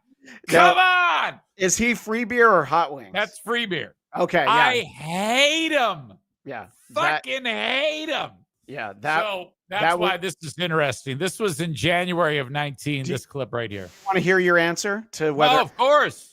Is that, do you rule that out? Never. I would never rule that out. We had the greatest years that have ever taken place in my life. I look like I have AIDS. That was actually what I thought when I saw it. Because you had the flu at this point, right? I know that from another. I was ill, but I look horrible there. No, this is Tom Hanks, the final 10 minutes in Philadelphia. I mean, this is really next level easy. It got off the rails, and I think a long conversation would have to take place. Oh my God. All right. So I have a follow-up question from this guy, but he asks you something about the fact that you just got fired. He seems legitimately worried about you. Yeah. We're all kind of concerned for you, of course, getting that news. You. But and I think I'm glad you brought that up because I was in a very dark spot 3 years ago, and I have gotten some mental health treatment, and I am okay. Hey, Chad's missing upper lip. You have anything to say about this image Look on the at screen? how flamboyantly gay I am. I mean, all my movements are all like, oh my God, yeah, holy shit. Somebody needs to tell 2019 Zane that Pride Month is over. Okay, and thank God to the doctors and my family for their support, but I'm okay, and I know a lot of people are worried about that. So Yeah, you get knocked down, but you got back up. That's exactly. So what that fucking guy just said to you is the lyrics from the Chumbawamba song. Oh, so you get knocked down, but you get up again? Yeah, and you can have a whiskey drink and a lot. I couldn't believe. I had to rewind it. I'm like, did he just try and tie it up with Chumbawamba? You get knocked down, but you get up again. Hey, it's the great drunk engineer. Why don't you tell everybody He what says, he has? hey, Vlad, I'm late, but I kept my promise to be here after being mean to you in Carl's chat last night. He was actually really mean to me in the chat. We I'm were gonna having start- fun talking about Spider-Man and stuff, and then all of a sudden he's just like, All right. he says Carl's disappointed in the numbers of WAT. I'm like, dude, I'm right here. So thank you, drunk engineer. We appreciate that, and that's money that's just for me, Eric, and Carl. Tom's not on the screen, so he can't try and get it. So this is, to me, peak easy. That was gay easy, but this is, I guess, the day before or that morning. Morning. This is 10 hours earlier. Okay. I'd never seen you like this. This is amazing. Hello, everybody. Hello again. Hello. You're doing what Opie does. You're starting your live stream singing, and also you're disappointed that no one's watching. I just called to say hello. Is somebody watching this normally? Okay, there it is. One person is watching it. And it goes up to like 3 or 4. Okay. But there's one person. Yeah. The story is I was sick and in bed. I got fired. 90 seconds later, this happened. That's how that went. So I didn't realize you had been fired only 90 seconds earlier, and you're like, all right, time to go live. It was remarkable. Yeah. You do kind of explain that, but to me, and I watched this is only a 15-minute stream. This is the real highlight. It'd just be me pulling the old Bill Burr and grabbing family members. Excuse me. That was not tears. I just had a huge booger right there, and it went across my eye and out my ear. You really, you have a good woman in your life, because you're this close to becoming Greg Opie Hughes in this moment right here. It wouldn't have taken much for you to become Opie Easy. God. Yeah, I always loved talking, and so that to me was the thing to do at the time. Just take it to the podcast, take it to fucking whatever, Facebook. Jesus Christ. This next one, I think our audience is going to enjoy, because they're going to see behind the scenes of the room you're sitting in right now. They're going to see the other side of that wall. Oh, I got this for another time. And former radio star now runs a podcast from an office off of his closet. The closet is unbelievable that this is where your studio is. I had no idea. Runs a podcast. Yeah, there's the shirt from an too, office by the off way. of his There's closet. the blue The shirt. gay blue shirt? I think we saw it. There's a whole wing of gay there it is. clothes right there. Those are all gay clothes. Well, it's fitting that you have an entire rainbow of gay clothes. Yes. Podcast from an office off of his closet. I got some links if you need those. If you really want to see a learning curve, go back to some of the old shows. Look at this. No idea what to talk about. I'm going to look for these for episode 200. I didn't even, I had too much stuff, but I wanted to show off the closet, and I didn't even realize that we would get to see the gay blue shirt. They're still there. They Yeah. still got the shirts. I think I'm going to need you to wear it next week. Yeah, but I'm much heavier now. I'm fat. you all the know? more I reason. was so skinny that I bet you I weighed 149 pounds. then. So there is something really surprising that I didn't find, that I didn't know, that I found out when I was researching this segment, that you're actually a good person. And I had no idea. My impression of you was not that at all. And this isn't so much to goof on you. It's about the media coverage. I think this is going to explain how you reconnected with someone you knew from high school. I don't want to call him a friend from high school because that's not accurate. It's someone you knew like 30 years earlier, right? But it's Right. not Well, somebody you yeah, kept when in we were touch with. very young, like real little kids, we would hang out from time to time, but nothing major. And as we grew up, very little contact. Yeah. With him, but I hadn't laid eyes on him or spoken to him in 32 years since high school, and that was part of what I've been telling people. The interesting story about this is I don't know why his name popped into my head, but the next thing I know, after a day's worth of talking to him, I'm like, I think I want to give this guy a kidney. It's the craziest thing I've ever heard. Tell me about it. How do you think I felt? You know me better than him. You didn't offer me your other kidney. No, I mean, well, fuck, I'd be dead, you idiot. Well, yeah, I know. You already gave it away. If only I'd known you earlier, I could have stolen a kidney. Oh, and yeah. stole it. Oh, that was so weird. Because, at the time when that conversation took place with the guy, and he goes, we just rekindled the relationship. Yeah. He goes, I'm dying. Yeah. I'm like, oh, no. Well, in some of the coverage, I didn't realize there's like a 10-year waiting list to get a kidney. Oh, yeah. So somebody has to this dude step was up. so dead. In Yeah. fact, now that he's fine, he even walked me through like he's got this big tree in his backyard. He goes, I was going to hang myself from that tree. I was like, oh, Jesus Christ. It's not far from you. He lives in Venice. Oh my God, he lives really close to Hackride, actually. All right, so him, and Hackride will get together. And the decent part of Venice is a shit show. It can be, but if you live over near the canals, it's actually great. This is the height of the pandemic, so I'm not going to lean on you too hard, but that is the most ridiculous thing that you're flying in there. That gas mask. On. What the fuck are you wearing? It was very important that I did not get sick. Yeah, no, I get it, and that's why they actually made me take that off inside of the plane for some reason. So I want our chat to decide, and we'll bring the poor chat back in. Which Easy looks gayer? Blue shirt Easy or this waving in the hospital gown Easy? I'll let everybody kind of decide. Oh, I don't know. I think blue shirt's got to be because I was moving. It was a dynamic.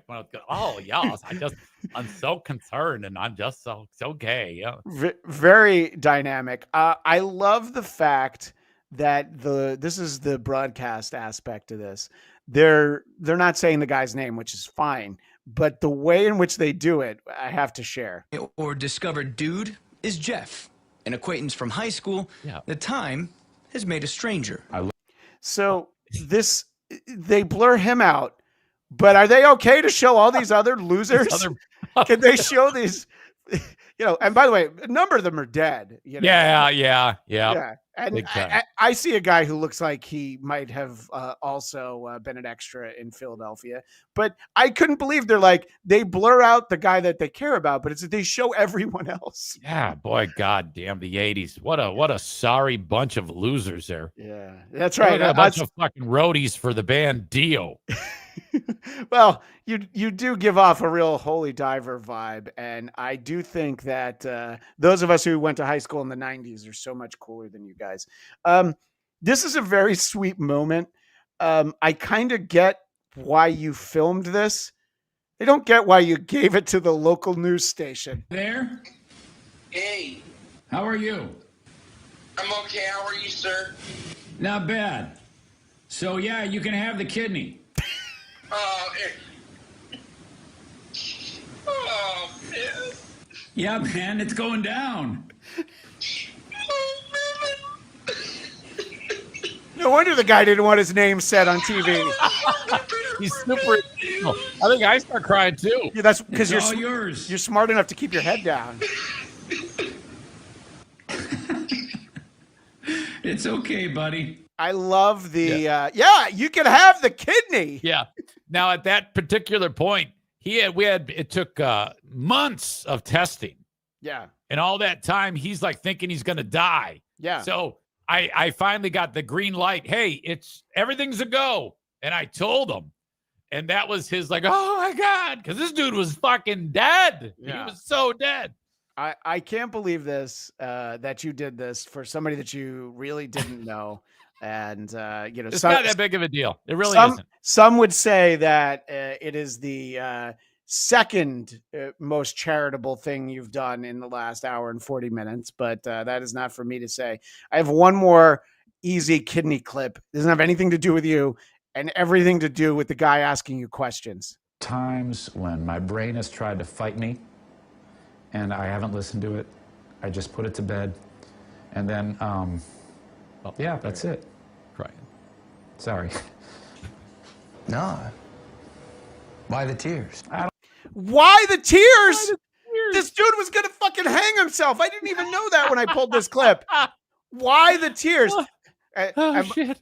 And by the way, this guy is like 12 feet away from you. You could have taken the mask off, buddy. I get it. I know when this was. Fine. I'm sure the station made it. But yeah. Hey, EZ, why the tears? Oh, that's fucking great. God. I'm crying because I'm laughing now. Jesus Christ. Yeah. Well, I have a bunch of other stuff, and I think I got to save a lot of it for another show. And it's something that I have that's amazing, but there's so much of it that I just want to save it for another time. What's the chat on the screen say, sir? Jerry says EZ did it for the publicity, though, right? Well, I'm not going to lie. I knew there was going to be some mileage out of this when we did it. So, yeah, but I can't. This is Eric Zane's show, EZ, right? So you needed to get the word out there, right? This isn't. You got to start somewhere. This is pre-Insane Asylum. All right. Well, I wanted to get somebody on the show, but they were unfortunately unavailable. So we have a video from a great friend of the network that I want to have you watch because we've established on this show, Eric, your dick doesn't work. Right. It's a horrible dick. Yeah. And I have to live with my dick. Well, when we're faced with a problem like that, there's only one man we can turn to. Hey, it's your old pal, Dr. Steve, and Christian asks, my co-host told me in confidence that he can't get it up anymore. What can he do for this? And please keep this a secret. Well, Christian, it's always nice when one man takes an interest in the function of another man's penis. I'm sure your friend will be thankful that you want to be part of the solution and that you're keeping this between you two to avoid humiliating him. Erectile dysfunction, or ED, isn't just a personal struggle. It's a medical condition with clear causes and effective treatments. Understanding erections is key. It's a complex dance involving healthy blood vessels, responsive nerves, and balanced hormones. Oh my God. When this system is disrupted, erectile dysfunction can occur. Sad Common clown. culprits Sad include vascular diseases like atherosclerosis, or hardening of the arteries, which restricts blood flow. Yes. Diabetes, damaging both vessels and nerves, or even certain medications.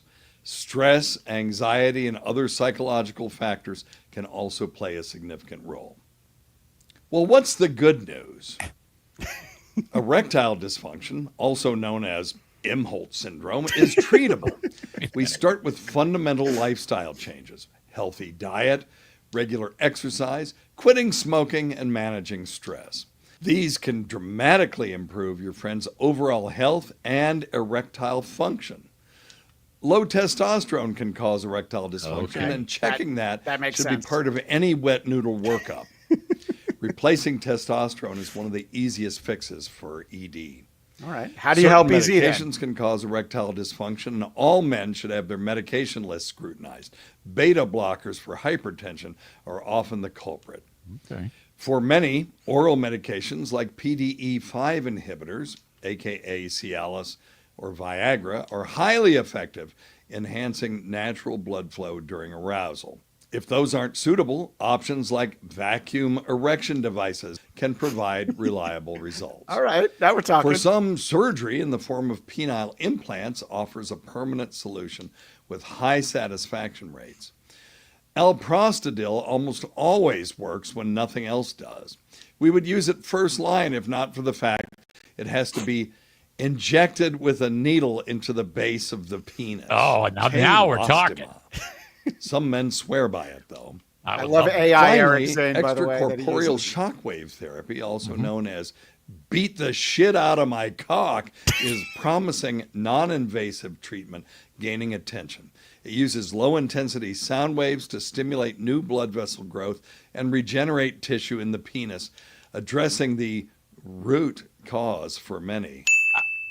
Don't let embarrassment hold your friend back. No. ED is a medical issue, and discussing it with their doctor is the first step toward finding the right solution and improving their quality of life. Hope that helps. And we appreciate the great Dr. Steve. You can find him patreon.com, Weird Medicine, Dabble Games. He didn't leave the clip off long enough. He didn't learn anything from Cardiff, where it's like it's all about, and cameo.com, Weird Medicine. So we appreciate Dr. Steve taking the time to try and give you some advice. Do you think it's going to help? No, because I don't suffer from that. Oh, okay. It just doesn't work. No, I thought I detailed this. You don't listen to me when I explain these things. Not when there's a funny video to have recorded. Yeah. I can't jizz. Oh, okay. I can get a boner, ding dong, but I can't jizz. What's the point then? Exactly. Yeah. You know, it's ridiculous. It's there's a litany of reasons that are boring as to why this happens, but well, yeah, we appreciate Dr. Steve all the same. All right. I know that turnabout is fair play, as they say. And I know you've got something that you want to share with the audience. So let me hit this first. Who are these Blatts? Who are these Blatts? Let's all listen to WATB.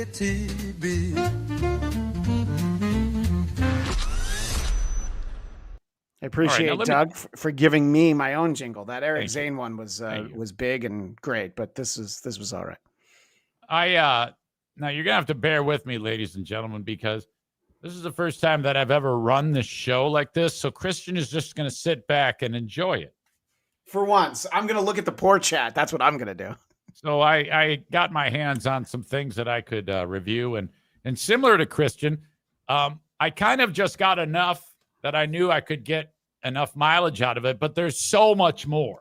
Oh, like I'm terrible. I'm awful. Yes. Oh, yeah, you suck. And there's tons of shit with me being awful. There's so much that like we could revisit this. I think honestly at show 100, we kind of are tapping into a new way to do things with recurring moments. Yeah, I agree. There was a show that Christian did back during the first Trump candidacy. Oh no. I should say presidency. Yeah. Called the Trump Report. Yes, on AfterBuzz and it was TV. Christian and three other people that also no one has heard of. You had a tart, a way too serious chick who thinks she's a tart, and some fat guy. Oh no, that's Scott. He's a nice guy. He's my friend. And it was Mother's Chelsea and Brooke is the one who. All right. Well, they're all terrible. Christian is like. I'm the worst though. I understand what you're saying. The whole thing is ridiculous, and then you add into the mix. Well, I'll save that actually for a second. But this is how the show starts.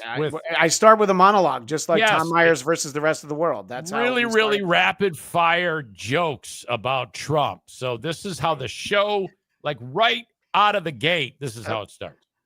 And President Trump made a point to praise his late mother, but he neglected to mention this Sunday was Mother's Day, and President Trump made a point to praise his late mother, but he neglected to mention his wife, Melania.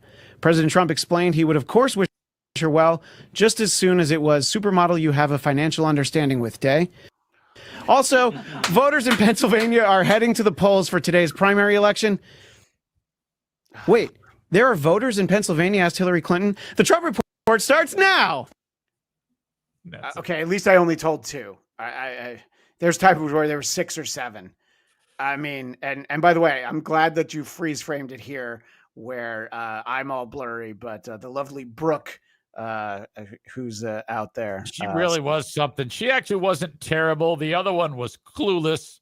Well, she's a very, I enjoy Chelsea. She's a very nice woman. I mean, I'm not disputing that, but she sucked. I mean, it was terrible. Jesus. But that's your opinion. I like Tom Myers too. I had fun with him. So, you know. You had Sam Roberts and Chip Chipperson.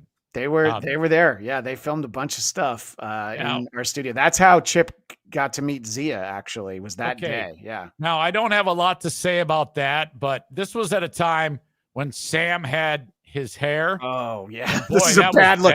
It's the Malcolm Gladwell look for Sam Roberts. The angle. Everything about this is so bad. I mean, look, he's got creases on the side of his mongoloid head.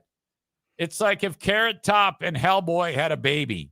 I mean, this is a cretin. It's a lot of Carrot Top content today. I appreciate it though.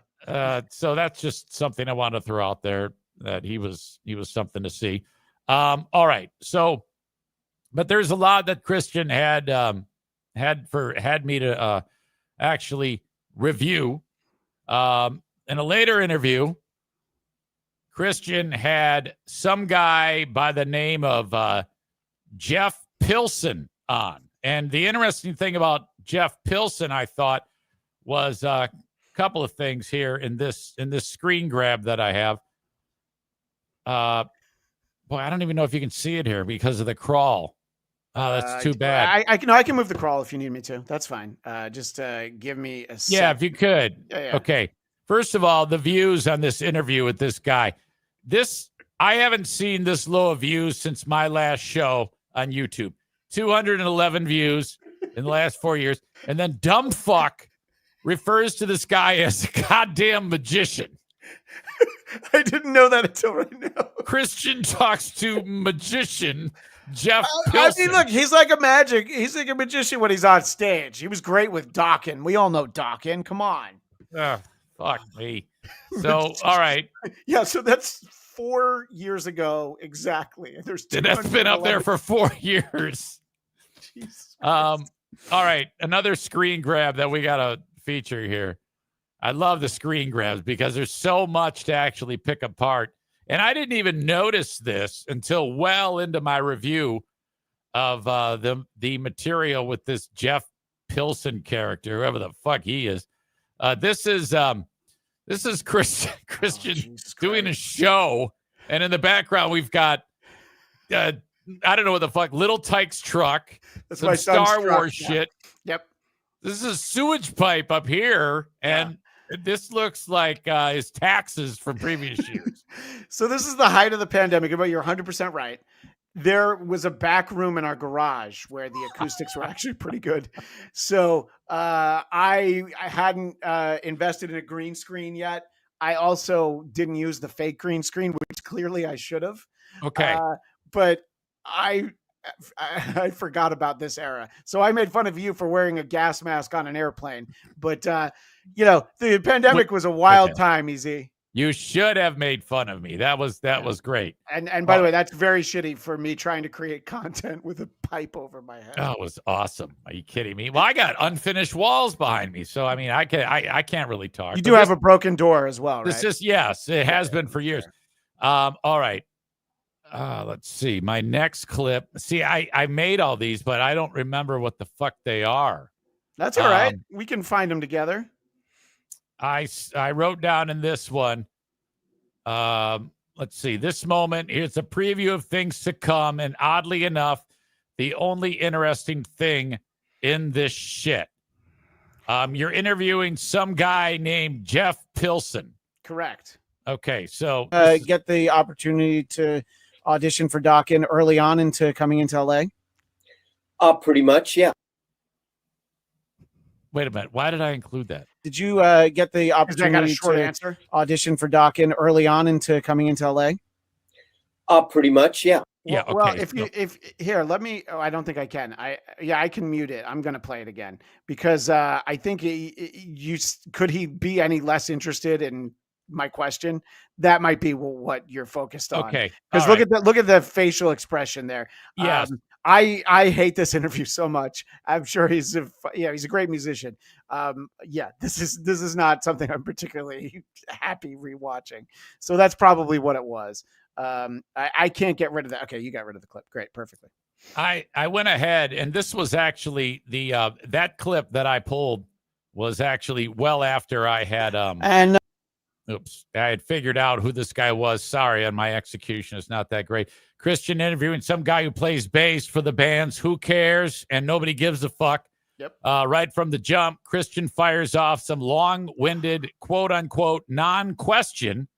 Dude picks up on it right away and makes fun of Christian for being shitty. A couple of months ago, right before it came out, I talked to Robert Mason about the album, and I had told him how much I was really enjoying it. I was listening to it a lot, ramping up to it. And I told him at that point Goes on. that my favorite song on it was Crack the Sky. And I think at that point he's like, well, funny enough, that's our next single. And I know there's a video now. So I wanted to kind of start right there. We'll kind of talk about End Machine as a whole, but let's talk a little bit about that song and how people have responded to the album, because it's been out for about 2 months now, and talk a little bit about the selection of Crack the Sky. All right. Well, that was a large question. So you said you can see the timestamp. That was 1 minute in. I talked to him a little bit beforehand. I knew that this wasn't going to go well. I talked to a lot of musicians, and that is definitely what I do when I'm not sure what the answer is going to be. I filibuster. That is now I'm sweating. I said I was worried about. I hate that about myself so much. Christian But at least I didn't wear a gay blue shirt. No. Christian touches on a video that this band made, but he has no time for actual questions, rather jokes that bomb. Oh, fuck. I don't know this. The key was you guys wanted to be outside because, obviously still concerns about COVID. So then you don't have to worry as much. But to me, it's just like watching a band play outside. It's like, it's cool. And then it's like, God, who carried those drums up that mountain? It's just, that's the sort of stuff that it doesn't take me out of it. It just makes me think about it from a production standpoint. It's like those amps didn't get up there themselves, did they? No, they certainly did. Fucking dumb question. Gives you nothing.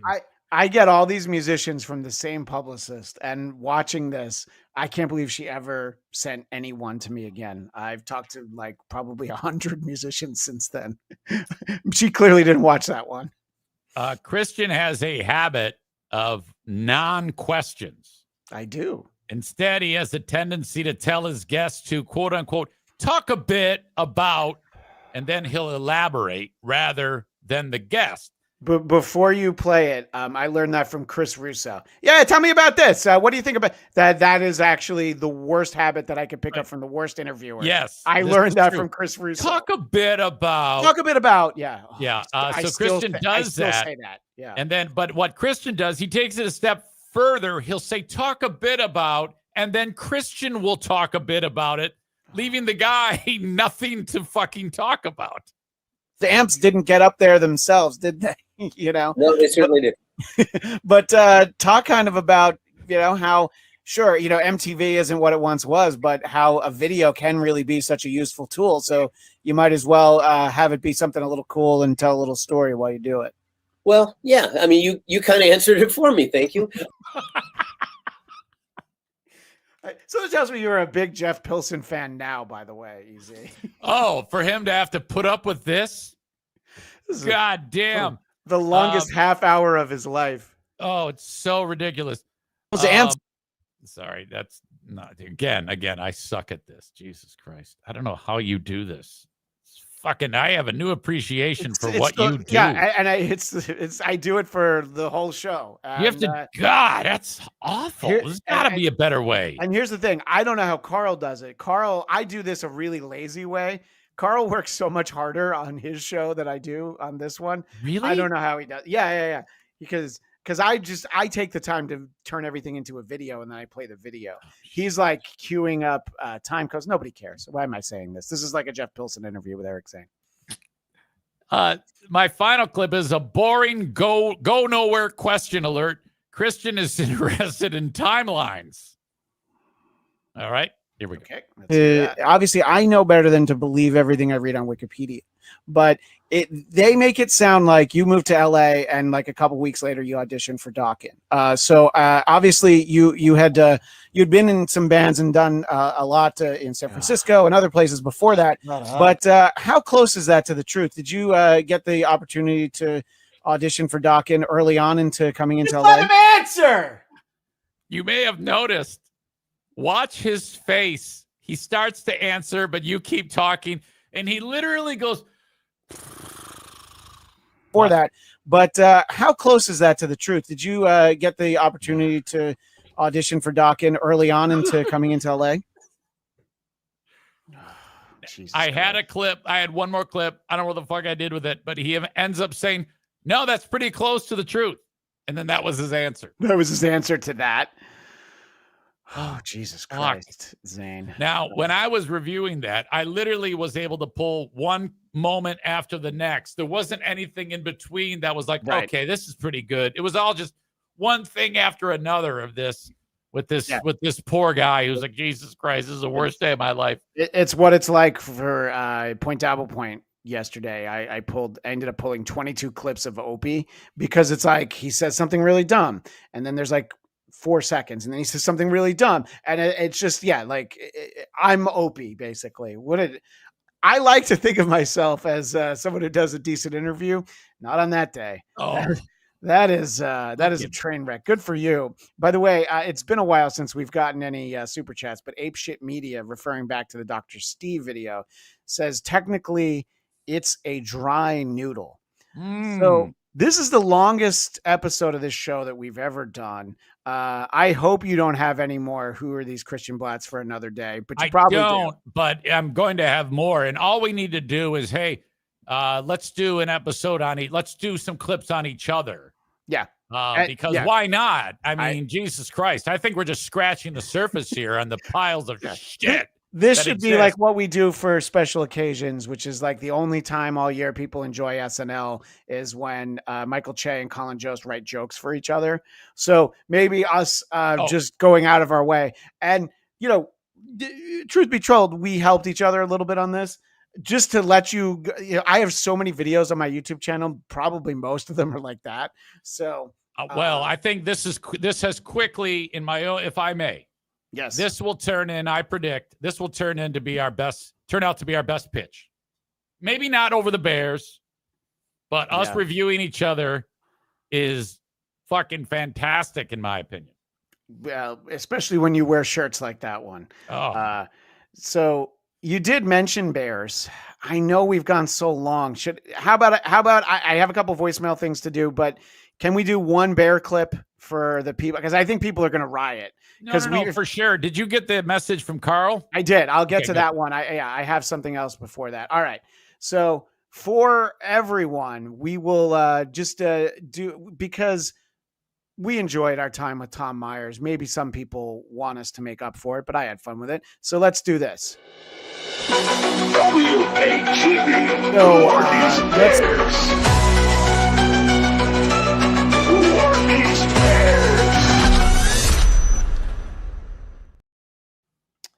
So this is one that you sent me. This is a celebratory Bear clip, and I saved it for a few weeks because I was like, oh, this should actually be for WATB 100. This is the only Bear clip we're going to have so that we can get to voicemails and get out of here. But this Bear is a dummy, and let's see how this goes for him. Has recently stepped in to help a black bear. He had a container lid stuck around his neck for 2 years. For 2 years, he had a container neck stuck around it. Container stuck around his neck. I love that anchor in The Shining. Oh.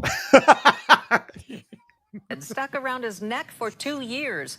Wildlife experts say they've known about the bear for quite some time. It was seen on trail cameras back in 2023, but was elusive for the next 2 years. In late May, the bear was seen again by a homeowner in Hillman. I'm going to pause it for our visual audience. So the fur grew around where he had this fucking container. Kind of like wore it away, kind of like an old man who wears the socks too high and just wears out the fur. Right, exactly. State biologists then set up a baited trap and caught the bear safely earlier this month. The good news is the bear weighed 110 pounds, considered a healthy weight for a 2-year-old bear. It did, however, have notable scarring on its neck. After the container was off, the bear was allowed to roam free once the anesthesia wore off. How long before you think that bear gets another container stuck around his head? Yeah, he's a stupid ass. But I can just imagine. I wish we could somehow tap into his brain and the sensation of amazing relief when he woke up and the goddamn thing is not there. So he's bumping into everything. Jesus fuck. Well, our buddy Dame Taft took the time to roast us. He also sent a song that I'm going to save for another show. We're going to dole out to Dame Taft. I'm sorry that we've gone so long, But Dame Taft put in some effort for WATB 100 here. So let's hear from Dame Taft. It's the Dame Taft is Fantastic WATB voicemail segment with video embellishment. Congratulations, boys. WATB Show 100. Truly a historic event. I'll get off the line quickly in case the president is trying to call you. Schmucks. Hamburger. Christian Bladt and Eric Zane have all the sex appeal of James Dean and Steve McQueen. If those two were alive today, clawing at the inside of their coffins. Hamburger. Dr. Steve is here. Not as a fan of the show, he just likes to keep tabs on the 2 last known cases of walking AIDS. Okay. Viewers of WATB have reported strange symptoms. Nausea, ringing in the ear, rapid aging, women turning gay, gay men turning straight. Hey, still not as punishing as watching Chad Zumach, am I right? Hamburger. Hamburger. Carl is here. Yeah, he really racked up some DEI points by hiring these 2 lames. I mean, consider how many disabilities they encompass. Mental retardation, charisma deficiency, facial deformity, impotency, incontinence, repressed homosexuality, cuckoldry. Heck, that's the DEI equivalent of one Ray DeVito. Am I right, people? Who are these broadcasted? What are you asking me for? What, do you want me to find Carmen San Diego or something? What? Yeah. Hamburger. In closing, keep up the good work, boys, and keep insulting the paying chatters by reading the poor chat. That'll turn out well. Hamburger. Promo code Bears, we appreciate it. Dame Taft does make a great point. Reading the poor chat does discourage super chats, so there's something to be said for that. And boy, the poor chat is just on fire today. It is, but we haven't really shown a lot of the poor chat. No, so I haven't heard this yet. Carl just sent it to us. We got a late voicemail, and I'm showing it in the worst way possible. Yeah, I mean, for whatever. Presentation. This is how we have to check this one out. So let's hear this. Hey, this message is for WATB, Christian and Eric Zane. This is Hamilton Berger. Hey! I just wanted to congratulate you on your 100th show. I would have said a super chat, but let's be realistic. I have a better chance of getting something read if I was simply to respond to crypto spammers. So congratulations, and hopefully play this on your 100th show. For all I know, it'll show up on the 101st, 102nd. But congrats on 100. Still a big supporter, and WATB. Well, thank you, Hamburger. Nice. Hamburger is very supportive of us. David Brailsford says, bullshit, I paid.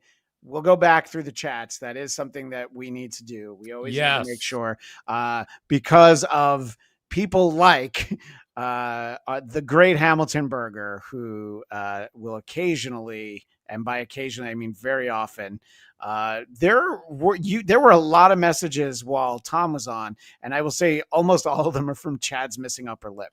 Oh, he was on fire. Like I said, we had that lightning rod Tom Myers on, and my God. I don't think I heard this one. This is referring to Greg Opie Hughes. Man in the Hamptons needs some AC help from a man. So I don't think I saw that one, but I don't remember that one either. Well, then I may, and by the way, I didn't really get to do this. F, marry, kill, Lizzo, Dank DeMoss, and Trisha Paytas. I'm going to marry Lizzo because she's the only one of them that makes real money. And I think just for the story, I'm going to fuck Dank DeMoss.